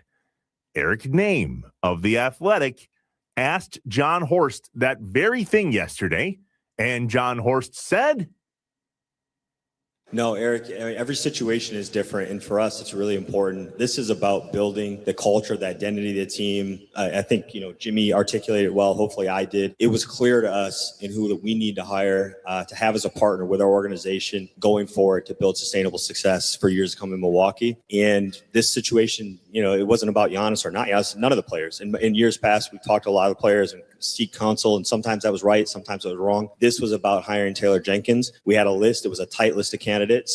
We vetted it. And when our first step of our process was engage Taylor, let's see where that goes. And it ended up with us hiring him, and that's where we are today. I cannot stress enough. I understand that answer from John Horst. I do think that is a political answer of them saying this isn't about Giannis. We are not here today about Giannis. We are here today about Taylor Jenkins. We are welcoming him. We are in charge. Giannis isn't in charge. We made this decision. We hired him. If Taylor Jenkins did not even send a text message to Giannis during the process in which he was thinking about accepting this job, I will be floored. How? Why? Because how do you make that decision in no way, shape, or form wanting to figure out, am I going to have Giannis or not? Because I don't think it mattered whether he was going to take the job or not. He was going to take the job to be the head coach of the Milwaukee Bucks, especially based on what he had to say about how much he fell in love with Milwaukee when he was here with Coach Bud. I don't think he was going to decide whether to be the Bucks' next head coach based on what Giannis's plan or plans are or aren't. I still want you to get the full portfolio, though. Do your due diligence. Don't leave any box unchecked. Talk to the superstar that's here. Get his opinion on things. Find out, is there a chance that there's going to be more superstars coming? What does he want to see from the future of this team? You don't have to necessarily let that make the decision, but you do your due diligence. Do you just go buy a car because I love that car? Or do you still look and go, all right, well, that's the miles per gallon it gets. Okay, that's good to know. You know the facts. You don't necessarily need to let all the facts make the decision for you. You're still the one making it, but you do your homework. If you're a guy that's making this decision and you're not doing your homework, then I'm nervous for how your tenure is going to be, your time's going to be here in Milwaukee. He did his homework. He just waited until he got the job. And then went and checked the box. That's not the right order. Well, for him, it was. I mean, he had the job offer. I don't think. How do you say that to your employer? All right, thank you for the job offer. I'm actually going to go and talk to all the other people working here to see what's really going on. Not everybody. But are you allowed to talk? Imagine saying that to a job offer. I appreciate your offer. Thank you for that. I'm going to go and ask this guy and that guy what's really going on, and then I'll get back to you. That's not how life works. You take it or leave it. I disagree. I strongly disagree. Before I take a job, if I know someone, if I have the opportunity within an organization to get a differing opinion on what they think there, on what they think's going on there, I'm absolutely going to ask them. I'm going to do my homework. I'm making a decision that before you interview. Like you don't get a job offer. And then my point here is he was taking the job either way. Sometimes if you're going to get a job and you want the job, whatever else everybody else thinks may or may not matter. And in this case, what we're being told is that it didn't matter to Taylor Jenkins. Correct. As I mentioned, I don't think that what Giannis would have said to him would have made him necessarily go, I'm taking the job or I'm not. I also don't believe that they didn't have any communication prior to him taking the job. Horst does bring up a good point, though. That is and has pros and cons. And they've talked with players about head coaches in the past, and in the past, they sometimes haven't. And so it's just interesting to hear him go, this is the route we chose here. And take it or leave it. It's fascinating. Yeah. So in this moment, Josh, as we get to break and come back with 9 to noon with John Kuhn and Rami Makloff, I think it's John Kuhn today. I think so as well. We'll check in with them in just a bit. My question to you. Yes. Based on all of this. Yep, here we go. Do you believe in this moment? And or maybe the question is, will you be more surprised if Giannis leaves or stays? Man, I will keep beating the drum of I'm not letting myself go one way or another emotionally on this until it's actually made. I do think that it was interesting that Haslam came out and just straight up said, no, we will let everyone know. We will have an answer before the draft. Not that I was necessarily surprised by that, but the fact that an owner of the team came out and said that and put to bed any idea of this thought process going through the entire summer and into fall, to bed. Now, he could also backtrack and go, yeah, it turns out we couldn't figure that out before the draft. We'll keep you updated. But he seemed pretty damn confident in the fact that there was going to be an answer. So to answer your question, it's still a coin toss. I really don't. No. Without you saying he's leaving or staying, and without emotionally connecting or disconnecting yourself to any of it, at this point, with the information that we have, sure, would you be more surprised if he stayed versus surprised if he leaves? Because I'll answer my own question for a hot second while you think. At this point, I would be more surprised if he's playing for the Bucks next year than I would be if he's gone. That would be more surprising to me if he is in a Bucks uniform next season. I'd be like, damn, I thought for sure he was going. Yeah, but I feel like you've been that way for a while. I don't think you've wavered off of that. True. I think that that's why I'm asking you. Yeah, I think that I would also be more surprised if he was here. I think I would be stunned if it was truly that Giannis wanted to be here and the Bucks organization said, we don't care. I wish, based on everything we heard, that would be stunning. And the one clip we didn't play because we didn't have time was Jimmy Haslam kind of saying that this is our call, whether or not Giannis wants to be here or not. Yeah, that he can say whatever he wants. If that is actually the truth, to where Giannis comes out and says, I never got offered the Supermax. The Bucks wanted to just move on. No way. I mean, I would be floored if that was the case. Get your popcorn ready. We'll chat with John Kuhn when we get back. 9 to noon with John Kuhn, Rami Makloff up next on the Wisconsin Sports Radio Network. The studios powered by the Potawatomi Sportsbook. The show Inside Wisconsin Sports with Trevor and Josh.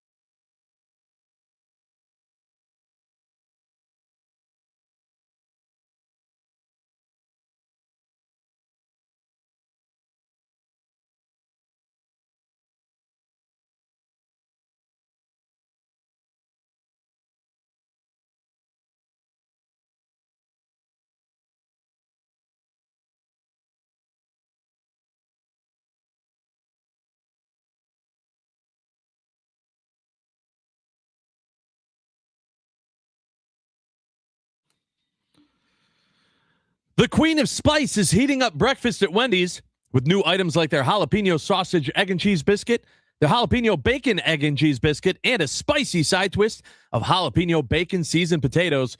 Available for a limited time. Get a bite while you can and spice up your morning at Wendy's. Inside Wisconsin Sports with Trevor and Josh. Joining us now from 9 to noon with John Kuhn and Rami Makloff. John Kuhn. Hi, bud. Glad you're alive. How are you? Good to hear you. Yeah, good to hear you guys. What's going on in the morning show? Oh, what's not? Yeah. What a busy day of all things Wisconsin sports. Talking about a few things. I know that you're going to obviously cover all of them as you guys proceed from 9 to noon. But can we get your take real quick on what Josh and I just talked about in regard to John Horst saying yesterday that Giannis and Taylor Jenkins did not talk prior to Taylor Jenkins being named the head coach. Josh has a belief that Taylor Jenkins should have in doing his due diligence. I said, he was going to take the job one way or the other, regardless of whether he talked to Giannis or not. In professional sports, to the guy that out of the three of us actually has that on his resume, what have you seen? How does that work? I haven't seen it. I wasn't that good of a player. I played 13 years, but believe me, there wasn't a coach that came in here, even a running back coach that was like, yeah, you know what? My job hinges on talking to John. Like I may not take this position with the Green Bay Packers, one of 32, and for the Milwaukee Bucks, one of 30. I may not take this head coaching job. There's only 30 of these in the country, 30 of these in the world with the NBA. I might not take this job if Giannis isn't there. Now, I do think there are a lot of occasions where coaches go, man, that team, I don't know. And this Bucks team without Giannis may make a coach go, that team, I don't know. But at the same time, these guys, they're all alpha males. They all really believe in their abilities and how they're going to work and put in the time. So I think Taylor Jenkins looks at this like, if Giannis is here, great. I'm going to have a superstar that I can work with. If Giannis isn't here, then quite frankly, I'm going to have to work a little harder. Yeah, but so regardless of if it impacts his decision or not, do you think that he did his due diligence in just reaching out to him, knowing that it's not like they've never met, right? Because Taylor Jenkins was here for a year. They're familiar with each other. Do you think that they had any contact whatsoever of even a, hey, bud, how you feeling about Milwaukee? Any type of contact with Giannis prior to actually accepting the position? I don't know. I'd have to be a creature inside one of their phones to see if a text message got sent, because I'm sure they have each other's phone numbers. If contact wasn't made, I'm not going to say he didn't do his due diligence. What kind of due diligence do you really need to do to become a head coach? And I was trying to figure out how many D's I could get in there. Yeah, you got a few of them. Yeah. All right, Mal. Listen, Taylor Jenkins is a really good coach, and we saw what he was able to do down in Memphis in his first few years down there before Ja decided to go absolutely crazy and blow the whole thing up, and no pun intended. But quite frankly, he's going to come here and he's going to do what he's always done, and he's going to coach basketball. And again, if Giannis is here, that's great. I'm sure he hopes Giannis is here. I'm sure he really wishes Giannis could be here. And maybe there are, because we know this to be true at press conferences, a little bit of truth behind the scenes that we don't know. Maybe Taylor Jenkins knows a little something. Yeah, we don't get to find out all the things, although Jimmy Haslam shared many of the things. And I know that amongst all the rest is going to be a hot conversation coming up 9 to noon with John Kuhn, Rami Makloff, Brandon Snide on the Wisconsin Sports Radio Network. The studios powered by the Potawatomi Sportsbook. Our thanks to all of you. The Talking Text line has been on fire this week. Phenomenal. Nicolay Law, Talking Text line, 414-677-1250. Keep it handy and stick around. 9 to noon with John Kuhn and Rami Makloff is next. We are Inside Wisconsin Sports with Trevor and Josh. We will see you tomorrow, Wisconsin. Because we're not done yet.